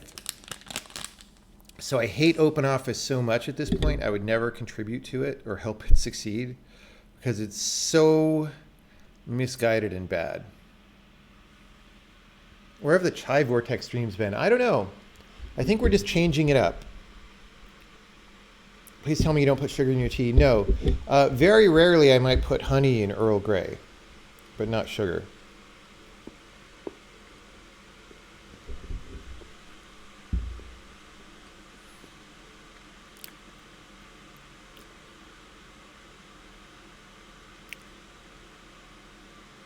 Open LibreOffice is incredibly slow. Well, no, like I was trying to use the slideshow thing, and it was just fucking crashing all the time. Their like fully released Windows version of the thing was crashing all the time, and not in like a graphics driver kind of way, just like a our code sucks kind of way. Oh, you wanted to create a text box. Let's crash. And like I had one day to prepare my presentation, and I was doing it late at night because I was jet lagged and I was just on a very limited time scale. And like I almost failed to give the presentation because it was crashing and ruining my files and shit. Like You can't ship that to people. What are you doing, you know?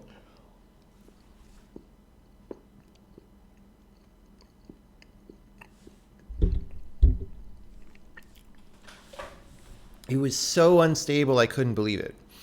By the way, that presentation is, it was the one I gave in the Netherlands about, I think it was the one that I gave in the Netherlands about how to have creative ideas for your games or whatever. It would have been a way better presentation if I wasn't fighting with OpenOffice the whole damn time.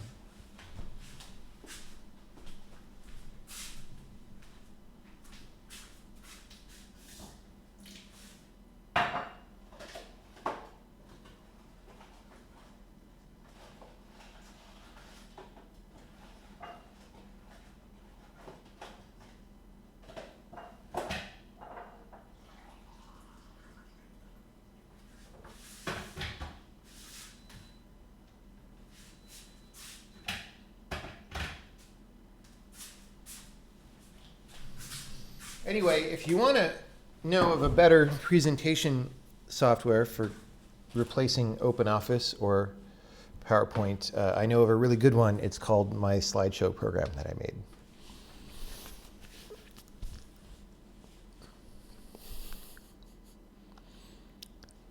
Thoughts on Vulkan and DX12? I don't want to get into that whole rat hole right now.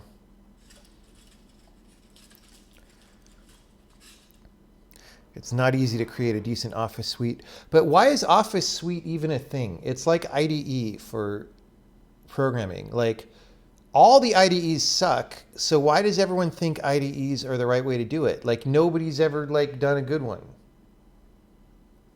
Whereas people have done good editors and good debuggers and all that. So like,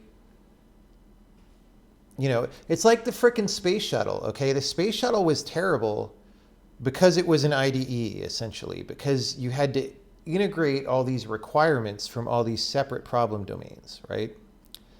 F-35 Joint Strike Fighter, same thing. It's a disaster. Why? Because it's an IDE.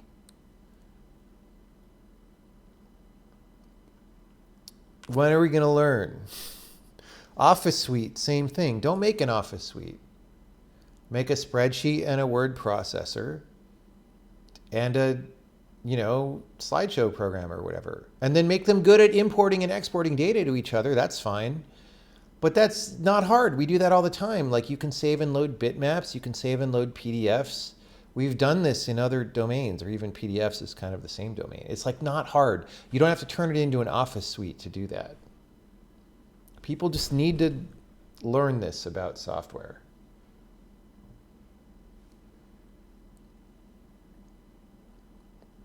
You think the sys5 calling convention handling might not be correct. I think you're supposed to return the pointer passed as the first argument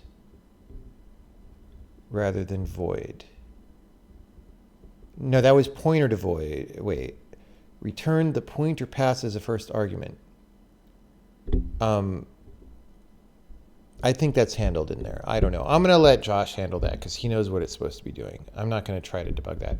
I also don't have a System 5 machine to test it on right now. So I'm not going to potentially break it right now. Isn't that what an Office suite is? No, it isn't. No, it isn't what an Office suite is.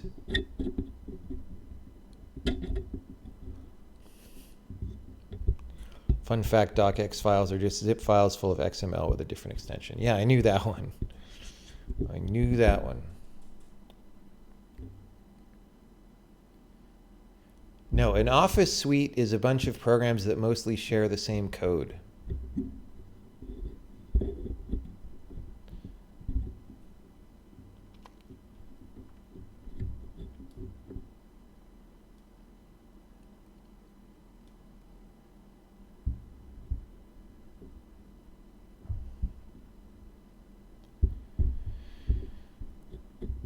Cough, cough, IntelliJ. Well, I've never programmed in Java, but I don't believe people when they say that this IDE or that IDE for Java or C# is good, because anytime anyone has ever said that to me about anything that I later got to use, it was bad. It's like when people say a laptop is good. I just don't believe them because all the laptops are terrible right now. Same thing. If you're already doing some promotion to Blender, they now have real-time PBRs with reflections It's quite amazing. Also, they've written most of the UI from scratch. Okay, yeah, thanks. I will look into this. I would like to convince the team to experiment with these things. Do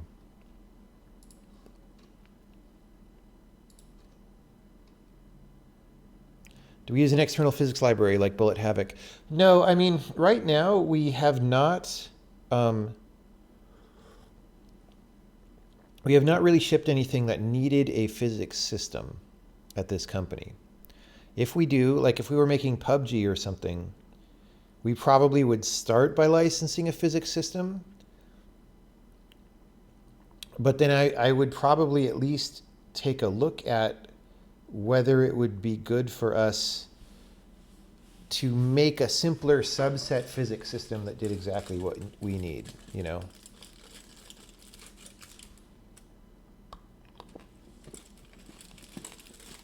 But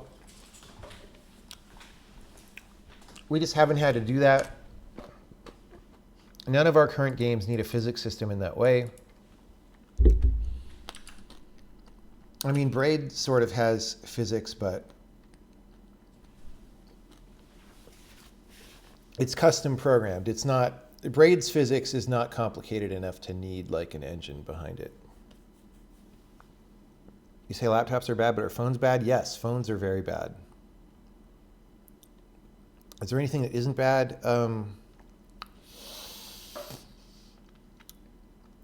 Right now, not really. Not if you're talking about software or computer hardware. No, everything is pretty bad.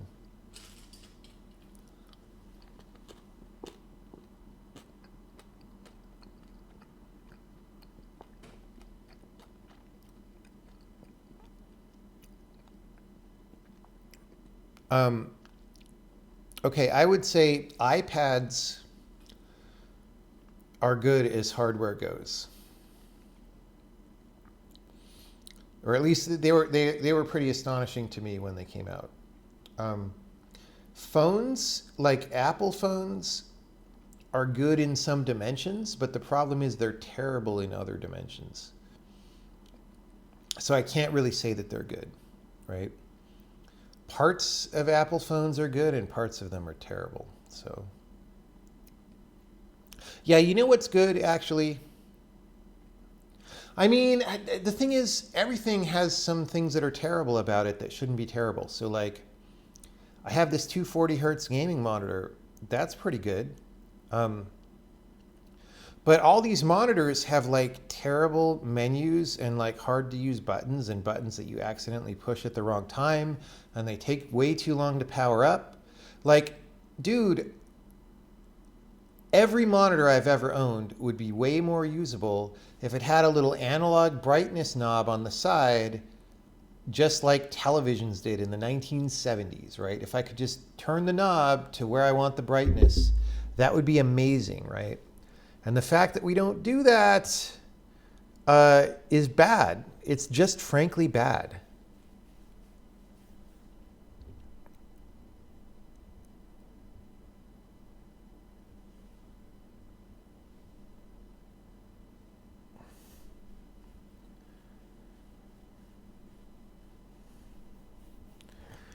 Your monitors don't even have real buttons. They have shitty touch sensors. Oh, my condolences. I've had a couple monitors like that. Yeah, that is bad.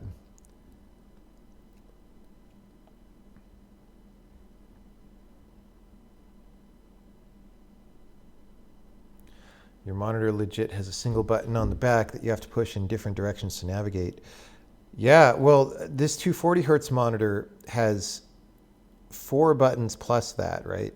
And of the 4 buttons, or 3, it's 3 or 4, I think 4, they all feel the same. One of them is the power button, and it's on the back of the monitor. So of course you can't see which button you're about to hit if you're looking at the front of the monitor to see the menu that's going to come up. And then of course you hit the frickin' power button, and then it takes your monitor a long time to power back on, and your computer has freaked out with the USB change, and like it's rearranging the desktop, and who the fuck knows what happened just because you accidentally hit that button, right? A lot of our monitors at work are these terrible Dell monitors where whoever designed them decided that the button, there's a front power button, which kind of makes sense, except it goes all the way out to the edge of the bezel because they decided, hey, I'm going to be a avant-garde designer, and this entire square area in the corner of the monitor should be the button. Of course, the problem is then anything that accidentally bumps by the edge of your monitor presses the button and turns your fucking monitor off. And it happens all the time, dude. It's crazy. Like, why do people do stupid stuff like that? It's like when there was a couple years when I was buying laptops and all the stupid junior designers decided that it was awesome to make the trackpad completely flush with the body of the laptop so that it's one smooth surface. And it's like, great, I can't feel whether my finger is on the trackpad or not unless I'm looking at it, which has made the trackpad tremendously less useful, right? People just keep doing stupid stuff like this. And we're never going to be able to make good things unless people take their job more seriously. Do you know what I'm talking about?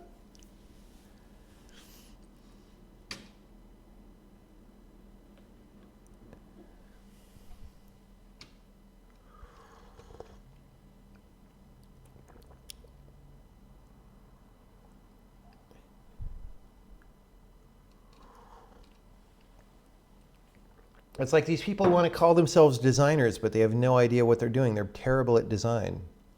They don't even know what it would mean to be good at design. Don't even get me started on certain aspects of smartphone software, dude. You have these touch buttons in all monitors in a room, and you can't reliably turn them on and off. Yeah. Oh, yeah. What's crazy about all that is, like, dude, I just spent 2 weeks in Asia. I've been to Asia a few times in the past couple of years. And like, if you're outdoors in large parts of Asia, you're sweaty a lot of the time, okay? That stupid Touch ID button on the iPhone does not work well if you're a little bit sweaty, right? These capacitive buttons on monitors and stuff don't really work that well under those conditions. And they frickin' make them in Asia. So like, what's going on there? They more than anyone else should have the experience of these things failing all the time.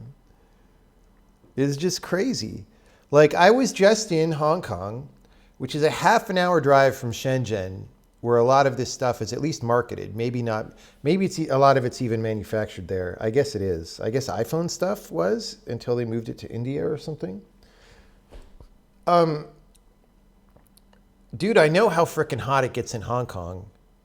So Shenzhen ain't that different. And yet you've got all these products that have like slippery touch buttons that won't react if your finger is sweaty, dude. It's just so bad. Why do people do this?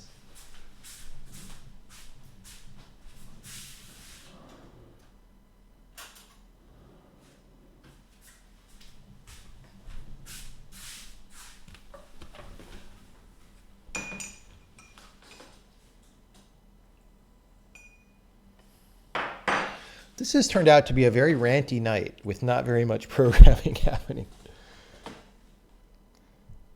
Have you seen the Apple mouse with the charging port on the bottom? I have not seen that, but it does not surprise me at all.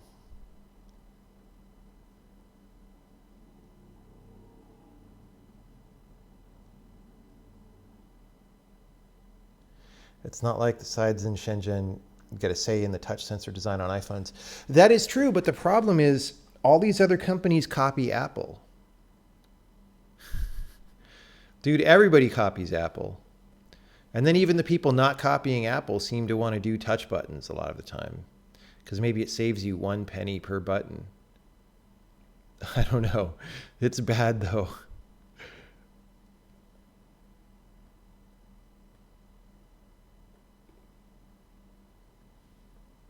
Apple mouse charging on bottom. Oh, I'm afraid to click on this link. Oh my God.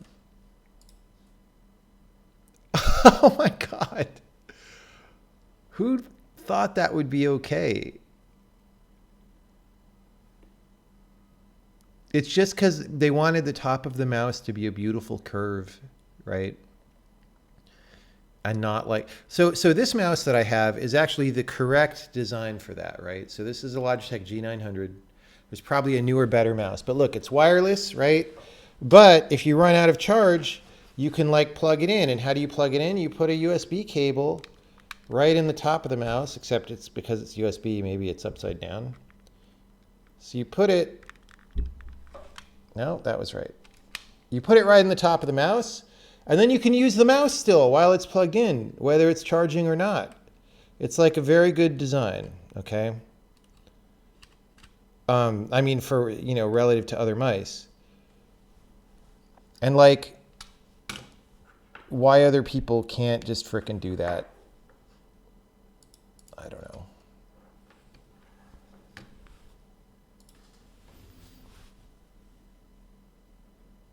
You can still use the Apple mouse while charging. You just have to route a hole through your table and be very specific as to where you click. Yeah.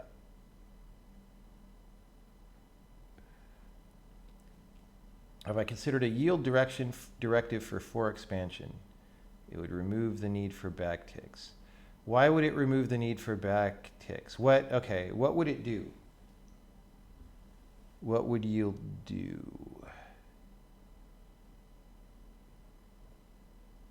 Can you please explain to me why everyone copies Apple? I don't know exactly. I think it's because nobody else has ideas and because Apple is the luxury brand. And so everybody wants to pretend they're also the luxury brand. As far as I can tell, that's it. Have I tried the Ergodox Kinesis Pro? I tried a Kinesis in like 2011, and just the key layout is too arbitrarily different to bother with, especially when you switch to laptops all the time and stuff. Like if it had all the keys in the same places and was just a curved keyboard, it would be good. But like they move like the delete key around and weird stuff, and like it's not good.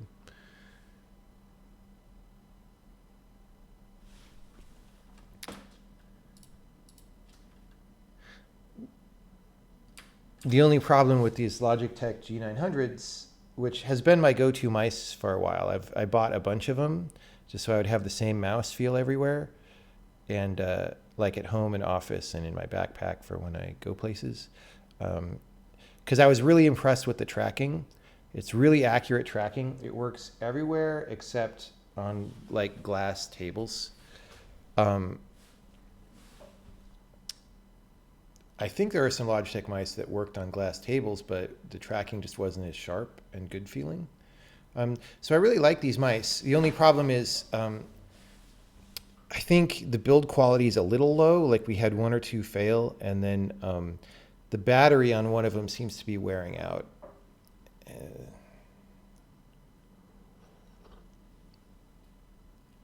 Let's rant about the different shading languages. I don't know if there's anything new I can say that I didn't say in Moscow. Do I still dance at all? Yeah, usually, although I haven't gone dancing in like a month, which is a bummer. I want to go soon. G600 is great too. It has the same tracking and lots of buttons. Do I like dancing in clubs? Not that much. Clubs are not a good place to dance, honestly. If you actually enjoy dancing, don't do it in nightclubs. Closures, yay or nay? We might do closures eventually. They're just not that important, frankly.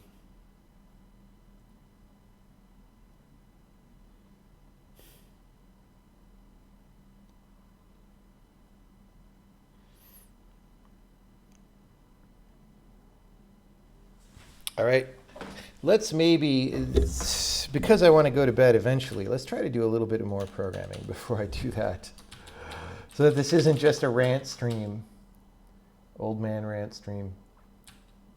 Okay, I think I did that one.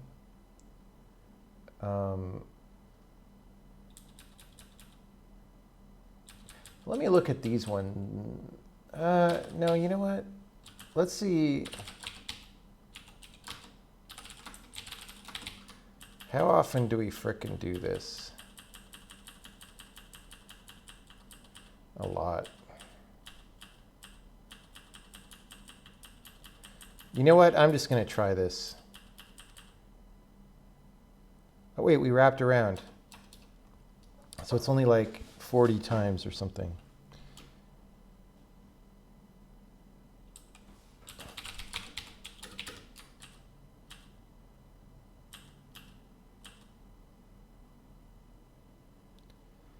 Like, it's so weird to cache I8, but not...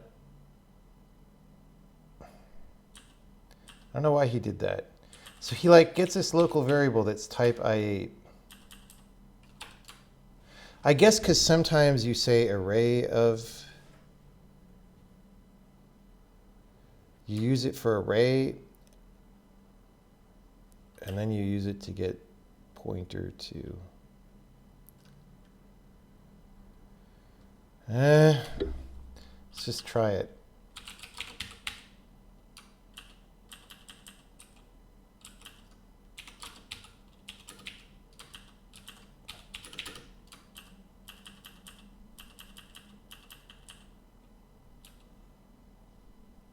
There is an I8 pointer here, but who uses it? It's just down there. So does anyone who know LLVM, is this like temporary in some way, weird way? Is that why he's not doing that? Or can I just like store this somewhere? Can I just say this, helper.pi8 equals type I8 pointer, right? Can I just do that? Did I commit my changes? I think I did. Yeah.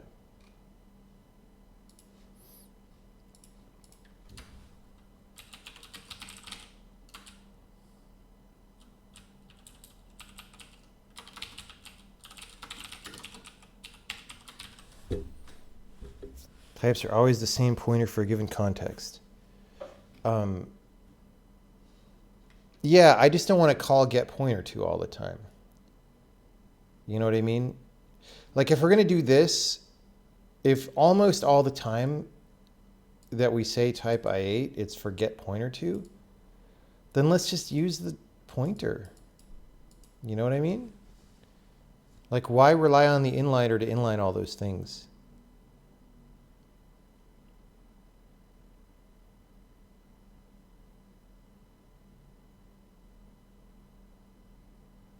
Even if it does inline it 100% of the time, which it probably doesn't. And then even if it manages to optimize out the computations, which it won't, you're still giving the compiler a tremendous amount more work to do.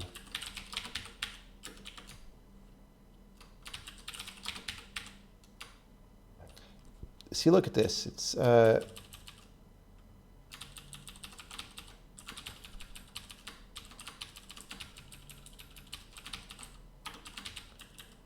It's like, it's almost always what we want that for.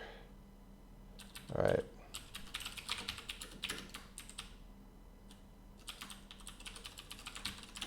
Let's try that. Can't convert from LLVM pointer type to LLVM integer type. All right, so that is...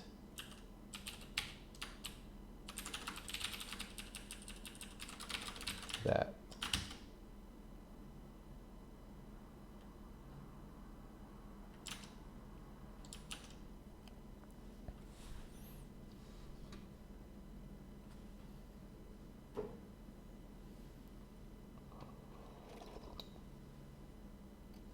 Wait, did someone answer what the yield thing did? I didn't see it. If you typed in what yield is supposed to do, repaste it, because I think it scrolled off or something.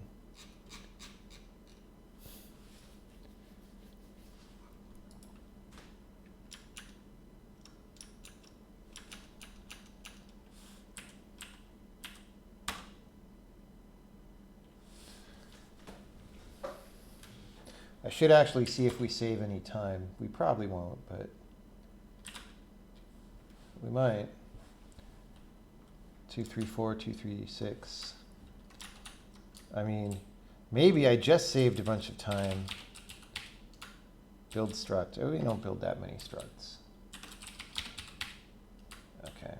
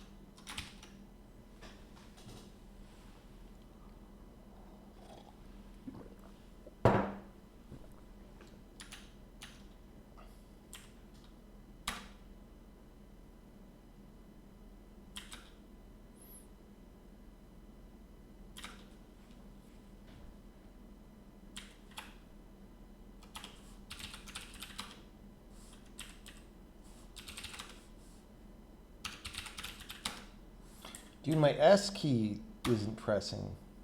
Uh-oh. Hope this keyboard ain't going bad. Have I ever dealt with depression or anxiety? I did a whole video about that. You would write yield LM1, LM2, which could be desugared 2. It 1 equals LM1. It 2 equals LM2. Okay, well, that's just a different model of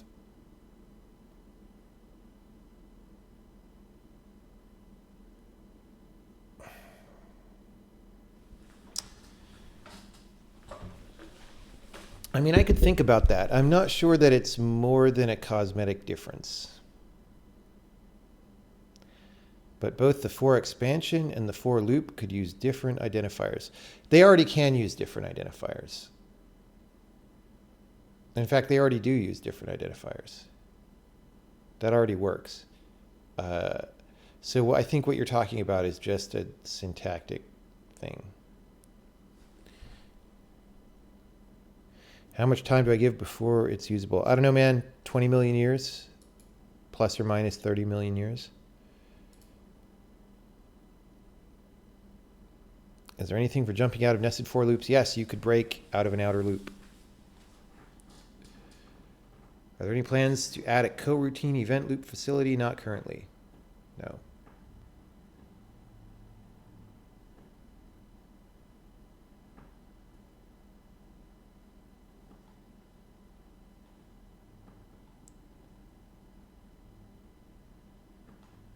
Why build a compiler when you can just build a time machine and get the compiler from the future? That is a very Bill and Ted way to think, sir. I can't wait till Bill and Ted 3 comes out and my childhood gets destroyed. I guess Bill and Ted 2 kind of already ruined my childhood, but, you know. There's no closures yet.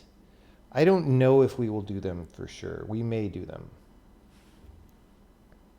It's just we don't really need him for anything right now.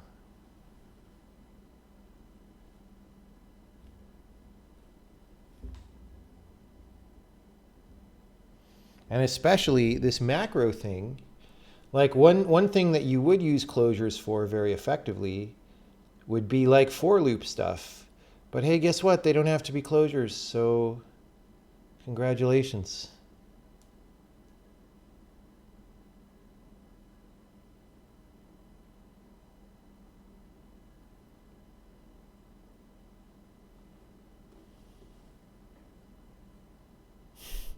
Now every scene has dramatic womps. Bill and Tedception. Wah. Wah.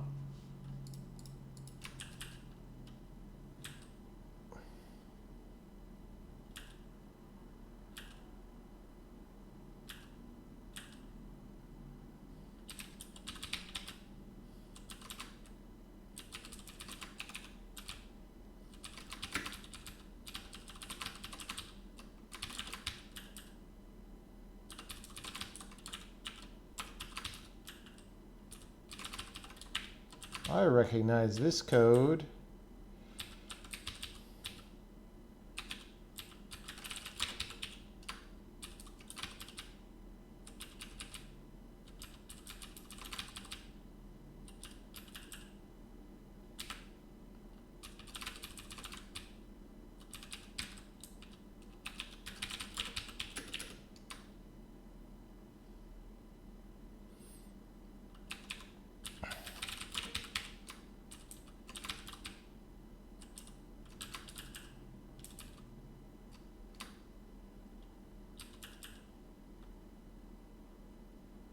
Okay, so we're going to need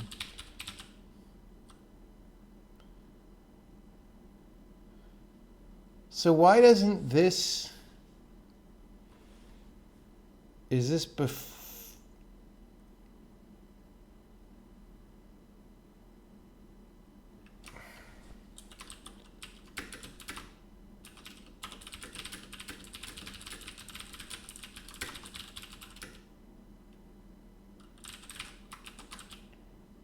type PI8 is type I8. Get get pointer 2, is that how it goes? Okay.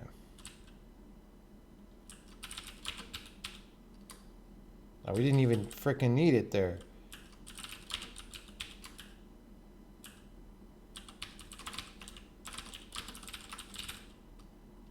Wait.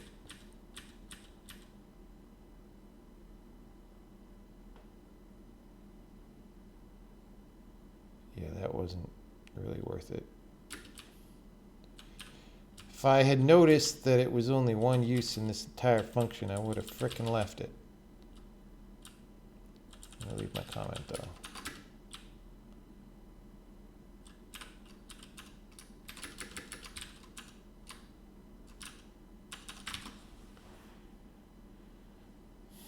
I screwed something up.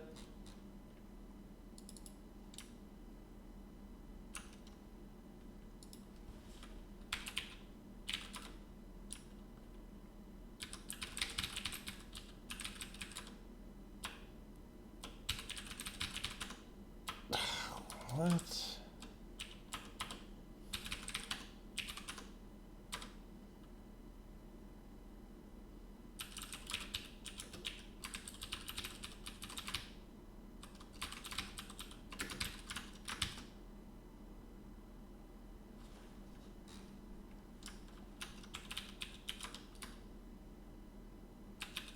What? How did I mess this up so bad?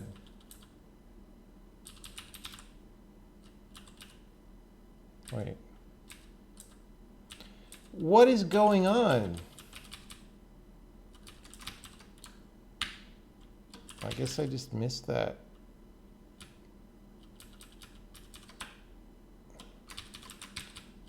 Wait, what? What is happening?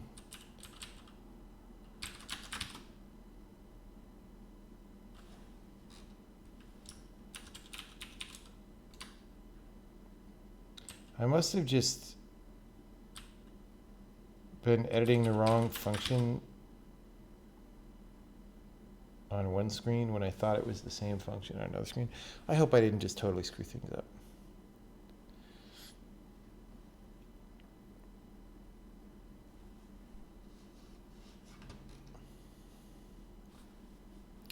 I'm glad you enjoyed the video or got something out of the video. Right on.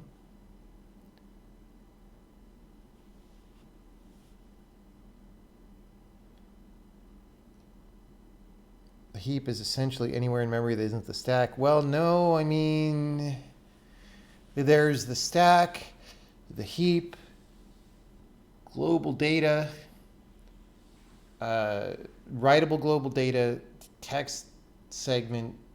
There's many parts of memory, even before you start getting into system-specific ones.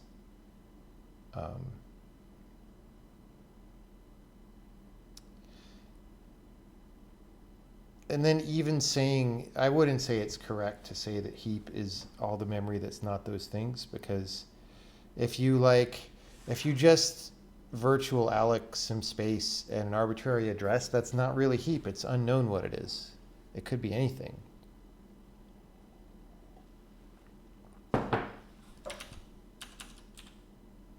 It has no default semantics associated. Oh wait, that wasn't, we want to test LLVM. Please work. Thank you. Thank you. We're not really seeing any speed change here.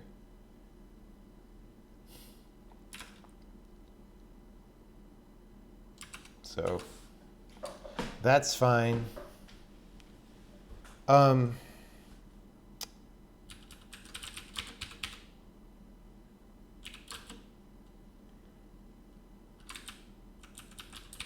just means we're bound by something else. That's fine. Frankly, just all this get pointer to kind of stuff, it just raises my blood pressure. It's just the wrong idea about how to program.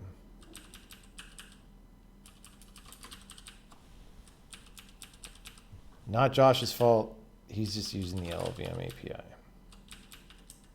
LLVM API is the wrong idea about how to program.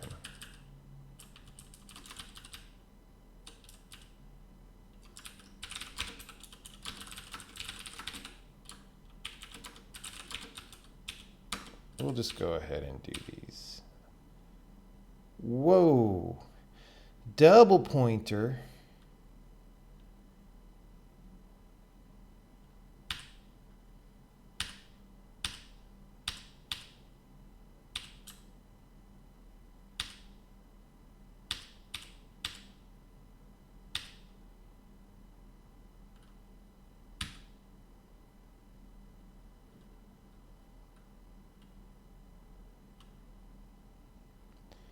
This was already his, and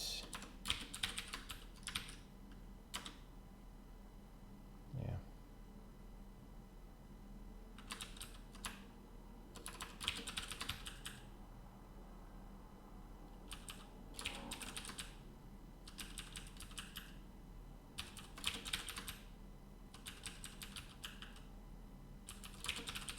See, now I need to change it.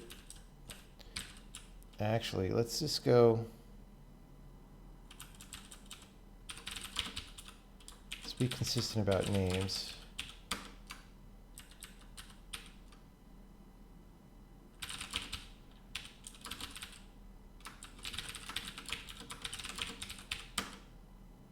Whoops. Did I mess up that get pointer too? I never remember. Okay, so now we're going to have places where PI8 is not defined. That is expected.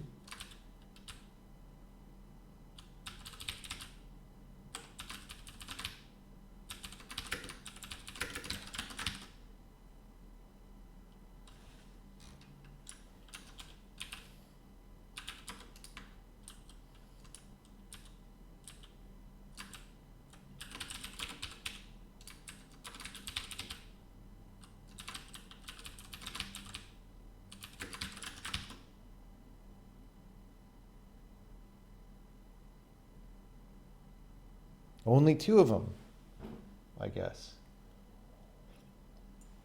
Let's hope we didn't break nothing real bad. Oh wait, that's not LLVM backend, that is. All right.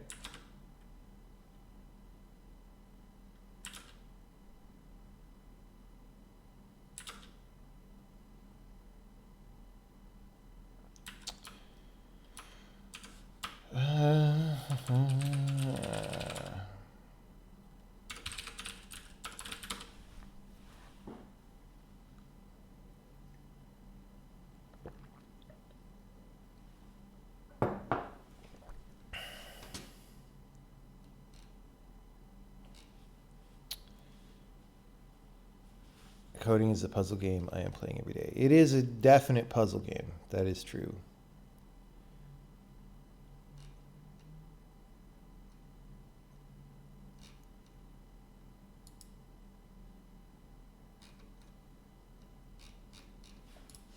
Okay.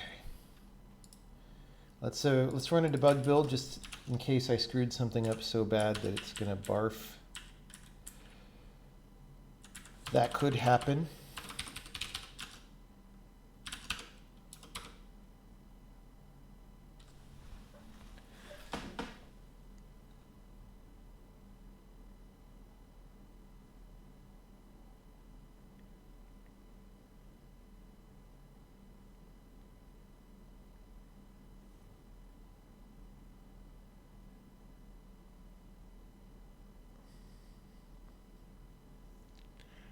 All known techniques, yeah.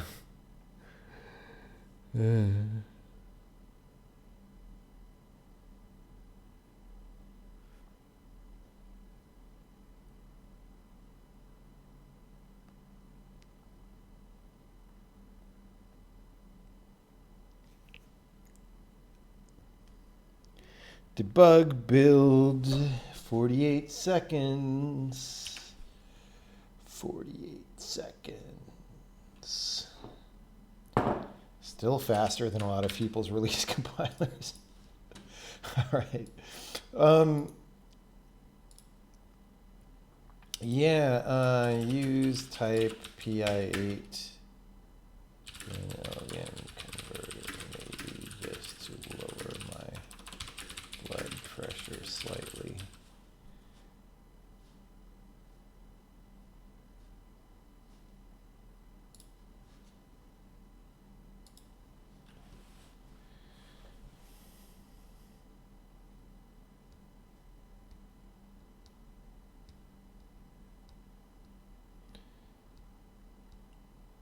Yeah, like here's the thing about code optimization, right? A really good programmer can come to a program, learn the domain, figure out some different way to write the program that is just way faster. Very often that's possible. If your compiler can't do that yet, then there's more to be discovered, right? So, yeah. That's a compile with the debug compiler, which is arbitrarily slow because it's full of like assertions everywhere and stuff. That is not a debug build of the game. That is a build of the game with the debug compiler, with the LLVM backend even. Debug compiler with x64 backend. Let's see. It's much faster, I think. It's like 5 seconds. Maybe not. Yeah. So almost all of that is like LLVM asserting on things or something. I don't know. Maybe it's our assertions in the LLVM backend. LLVM is the only slow part in the whole system left, right? Well, it depends. It depends what you consider slow. Like, okay, so that's, 1 second to build the game. That's kind of slow. And that didn't involve LLVM at all. If you do that with LLVM, it takes more than 1 second. It takes 2.3. So when we cut LLVM out, we get rid of like 65% of the compile time, which is not nothing. But what's left is still significant, not 65%. I don't know. I'm not good at that math right there, 50-something percent. 58, I don't know. What's left is still substantial. Like 1 second, man. Dude, computers are so fast. They could do a lot in 1 second, all right? Like, yeah. Try the new MS linker now. I'm going to let the bugs work themselves out a bit.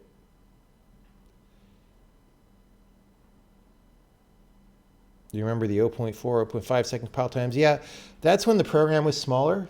But also there's definitely stuff in the compiler that is slower than it should be just because, I did some stuff and we have yet to optimize it. So that's on my list. Maybe we'll do some of that tomorrow. Maybe we'll try to hammer on compile times tomorrow again.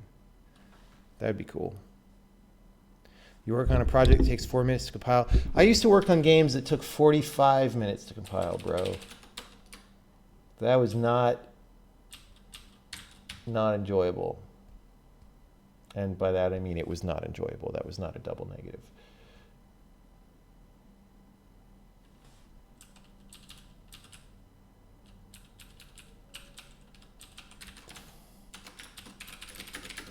I think that's in Typer.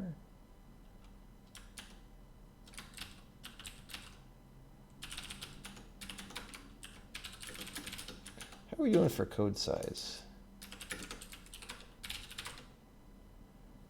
48503. I forget what we were at before. But Josh has also checked in a bunch of stuff. Oh, we were at 47 something? Oh no, we're over 48K.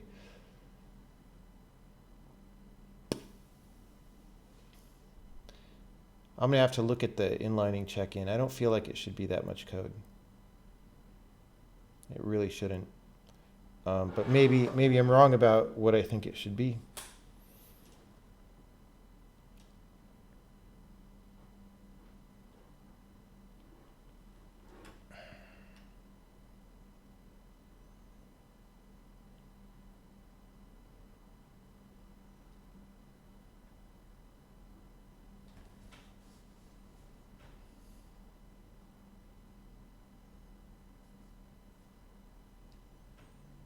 Build server took an hour to compile the last Unity game you worked on. Yeah, I mean, there are definitely long compile times out there. It is not a joke. It is not a joke.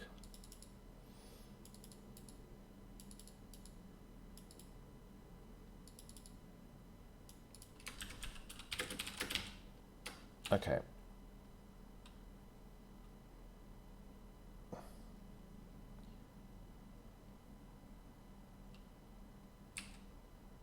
Okay, so this is pointer to void, right?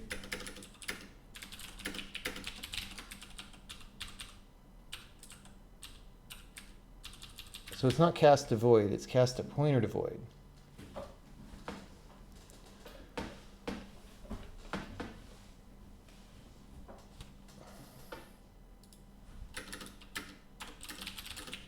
So I think I was just confused when I wrote that comment.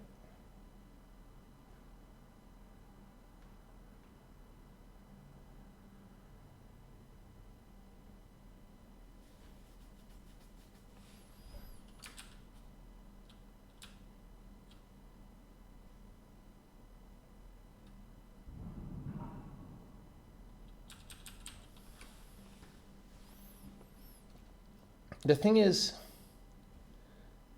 we might generate implicit casts right now.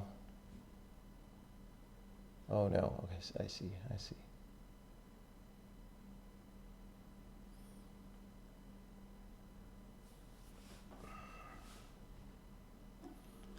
I'm going to add an assertion just for giggles.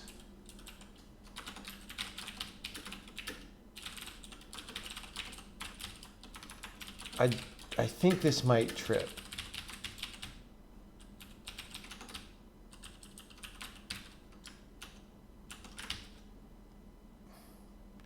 Oh, it'll definitely trip on relative pointer.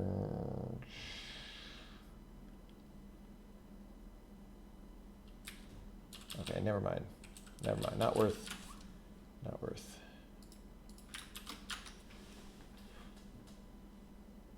Okay, so that was just a comment about that I was confused way back when I wrote that.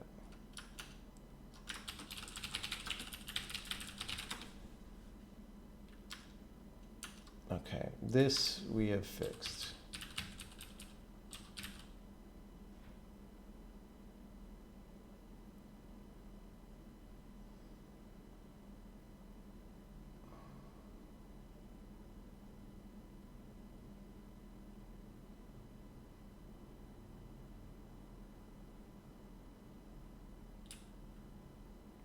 We're actually starting to get through the mess here. Okay.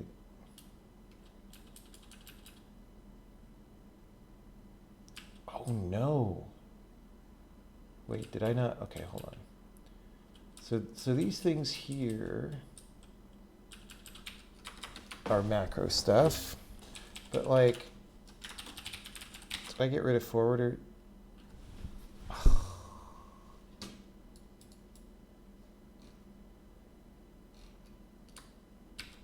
Forwarder for this struct.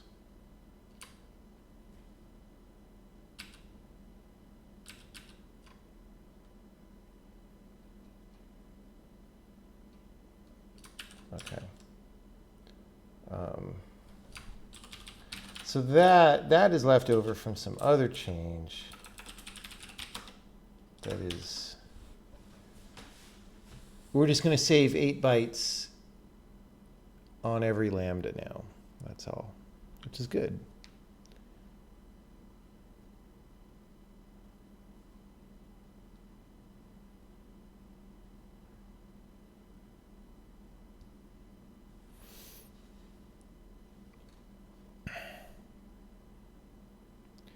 The main issue is that the majority of useful optimizations don't preserve every last semantic of the original program. Yes, exactly.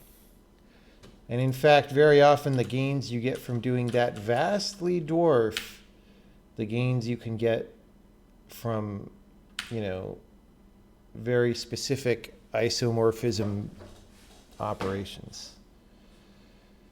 Vastly, vastly, vastly, vastly, vastly, vastly. And you know, compilers have a little bit of that, right? So like for floating point, you generally have a fast floating point option that lets you juggle around numbers more than you would otherwise. But that almost is born out of wishing that floats were integers. You know, like why can't we do the optimizations with floats that we could do with integers? It's not really from trying to explore that other space of non-isomorphic operations. It just ends up being that a little bit.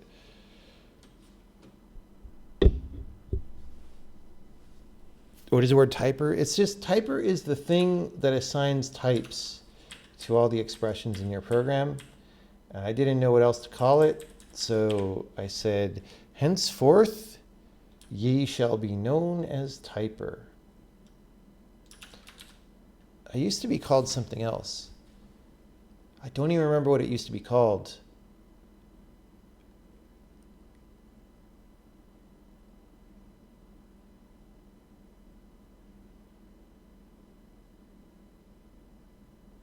I think it used to be called inferer, or just something about type inference. But it's not necessarily about inference. It's just about, I mean, inference is one of the things it does. You're a typer. Can you check for successful memory allocation? I mean, what does that mean? Can you check for, like, if generally if you make an unsuccessful memory allocation, you know at the point of allocation that it failed. So what do you mean check for success? It like works the opposite way. You're talking about on the ASM, having a high-level language lets the language define what semantics aren't guaranteed. Yeah, right. Gotcha. But even that, like,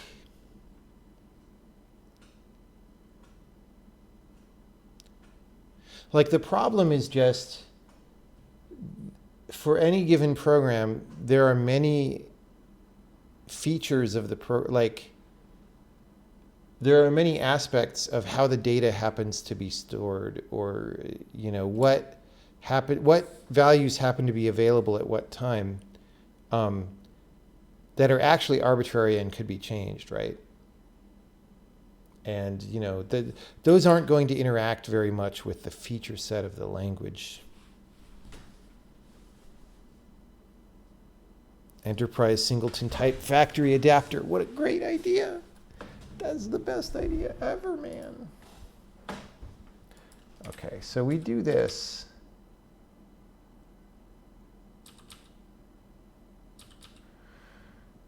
And wildcards are, we already made sure it works with overloads. All right.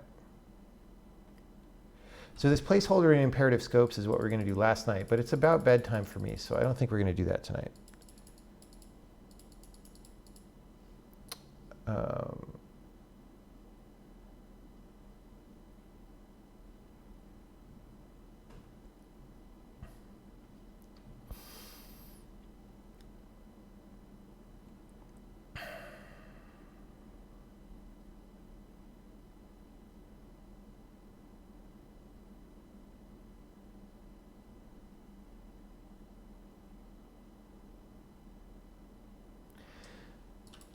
I think we're about done for the night. I just want to try one thing that is very likely not going to work. Okay, wait. What did we just do here? Yeah.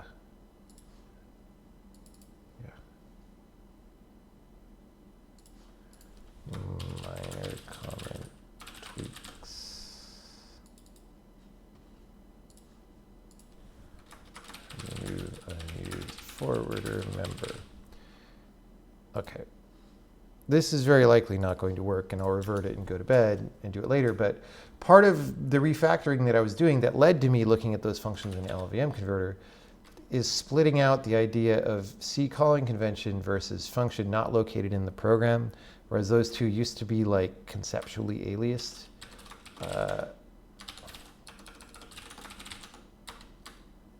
You know, so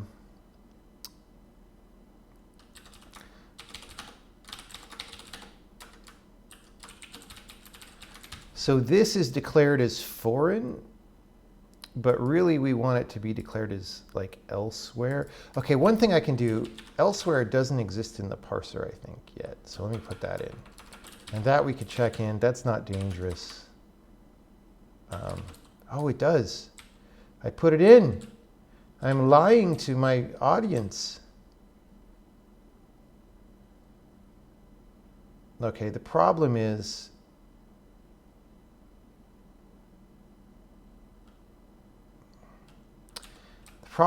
I didn't really add it because elsewhere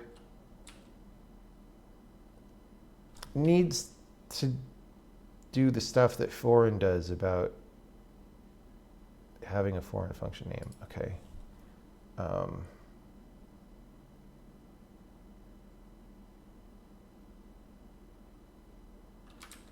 Shoot.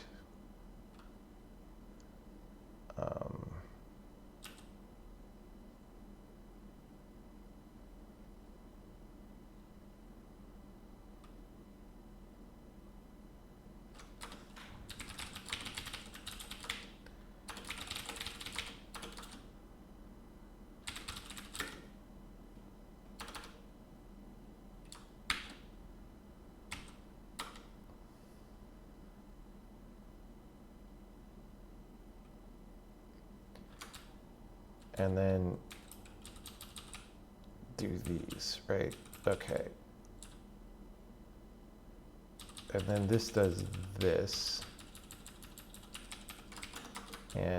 But also,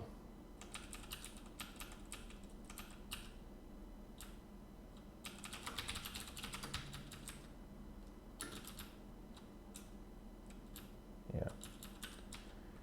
So we are factoring things out.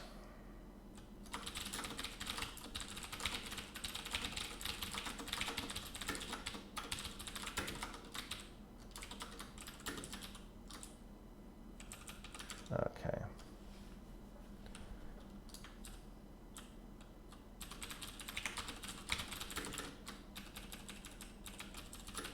Well, you know, I probably didn't need to set that foreign variable.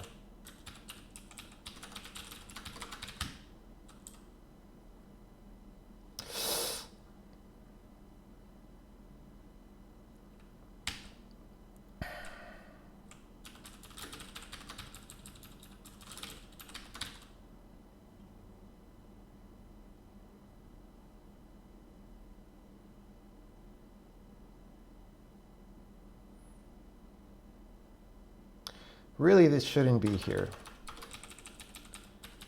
This totally shouldn't be there. We're going to move that out of the parser. Hey, look, we already set this flag. Foreign function library ident.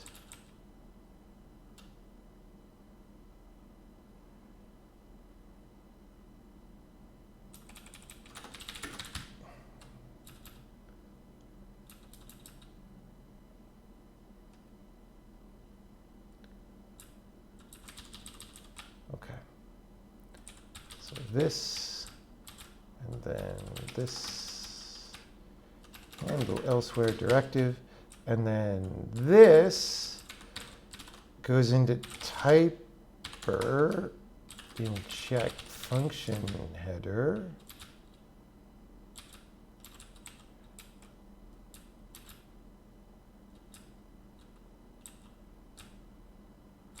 Do we already have an elsewhere clause?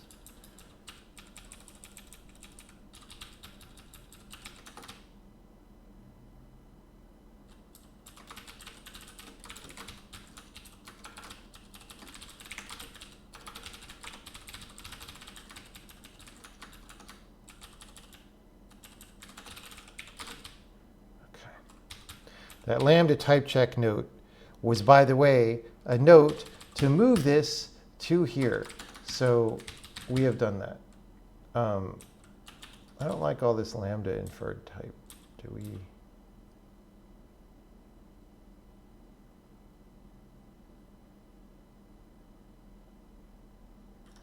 Result def. Yeah, we'll leave it for now. We'll leave it for now. We'll leave it for now. Token 2449.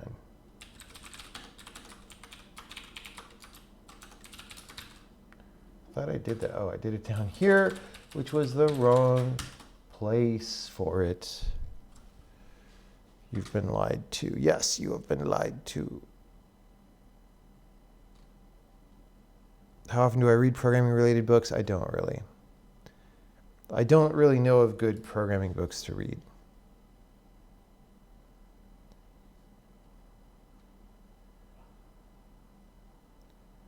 Have I looked at DX12 and made a comparison to Vulkan? I have not. So I can't give a competent opinion. It's kind of odd how there's no RISC versus CISC equivalence when it comes to programming languages. There are, actually. There's lots of academic languages that are minimal. It's just nobody really wants to program in a minimal language. The most minimal, most popular language is probably Forth, but not that many people use Forth. But they're definitely, well, Lisp also. Well, Lisp is RISC in syntax, but not semantics. Like Scheme is a RISC programming language, sort of. But the RISC versus CISC war got fought, and CISC won in programming languages just like it won in CPUs.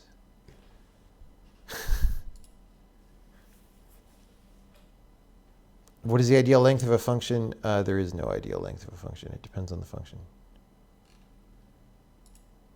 If you're curious to hear what I think of SICP. Well, I liked it when I was in school, and that was our textbook. I bought a copy of it lately off Amazon so I could go back and like read it. I kind of wish I had my old copy from Berkeley, but I got rid of it a long time ago. You know, I got a copy of whatever the new edition is so I could go back and read it and see what I think of it today, but I haven't done that. I do think that there are certain exercises from SICP that I remember doing that were just a waste. Like the meta-circular evaluator, I know that was supposed to be cool, but it was just kind of stupid.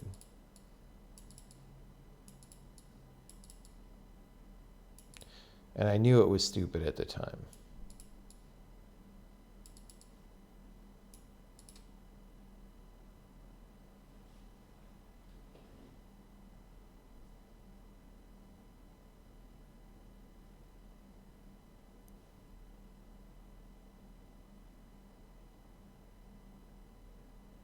How to debug a compiled program on Linux with a debugger, like GDB or whatever.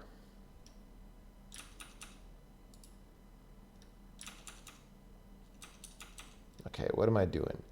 I added this elsewhere thing. Let's make sure we didn't break nothing. Dude, I was going to go to bed at 2, and I haven't done that. My life is so hard. My life is so hard. I'm going to bed at 2.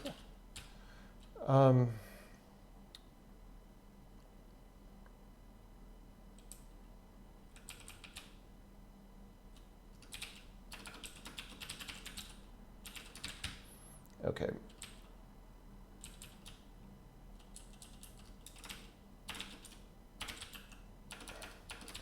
Let's do this. Directive name.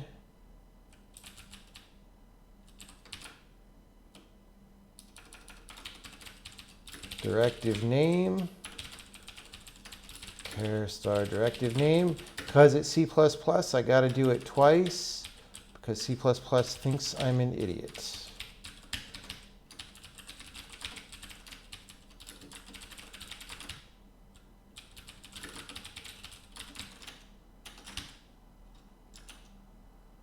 Okay.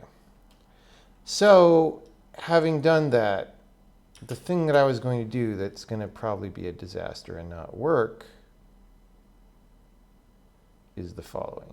Let's check this in first.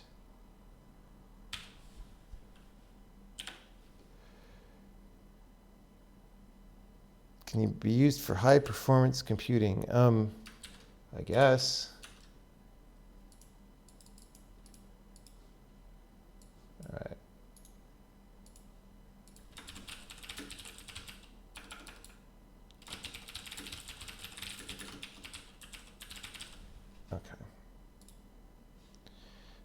So then I wanted to go to runtime support and make this not be foreign, but be elsewhere. And I'm not sure why it's marked compiler. Oh, I'm not sure why it's marked compiler. But in this check and flag, which we had to deal with a bug and due to this hack yesterday, we would like to not have that. So we want to get rid of that.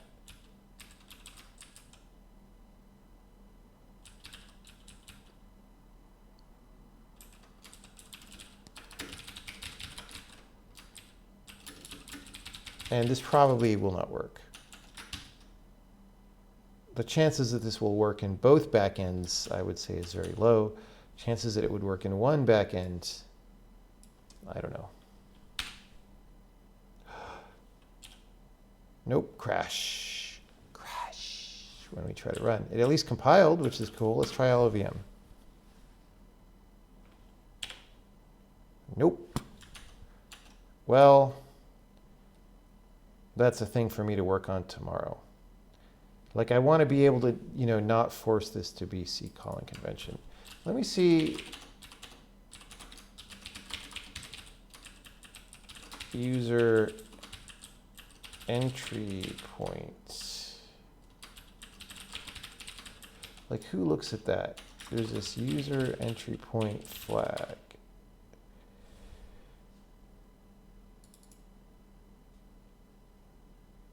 I also want to figure out how to set the executable in the frickin' thing so we don't have to do that. Set the entry point in the object file. I guess you have to do that with linker options if you're using the linker.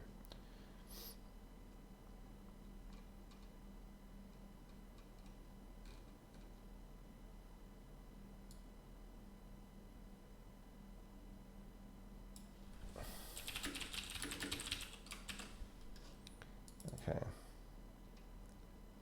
User entry point is external. Okay, that's debug writer. That shouldn't matter. If it's a program crashing. Who knows, but it shouldn't matter.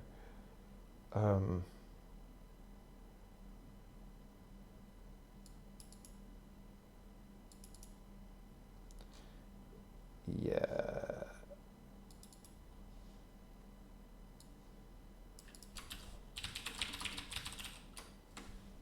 Who uses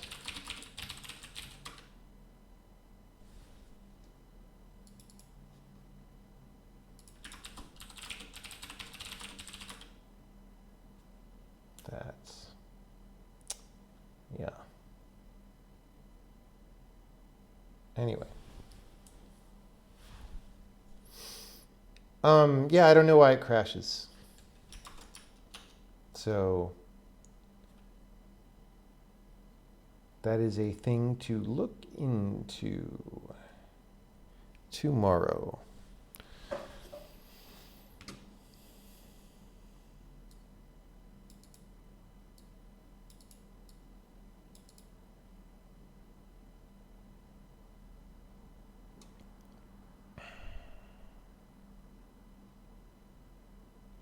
We should call this user main and not generated main. I don't know.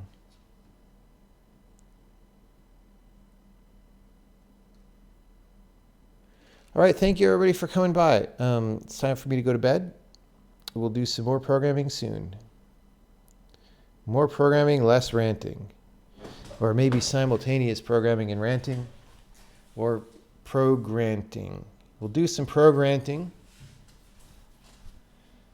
Why doesn't Twitch, instead of science and technology, why don't they have a pro-granting channel? And then you would know where to go for all your quality content.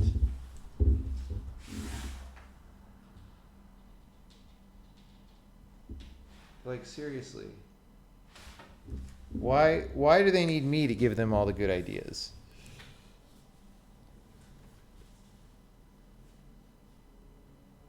All right, thank you, everybody. Print Hello Sailor got my biggest rant, so thanks for putting up with that. And I'll see you all on the next Rantgramming Pro stream. Wait, I gotta hit stop at exactly the 3 hour mark. Except it'll be longer because I'm looking at the clock on the website, which will be delayed. How much latency do we think there is? Let's give it 1 second. I'm gonna click stop at 2:59:59.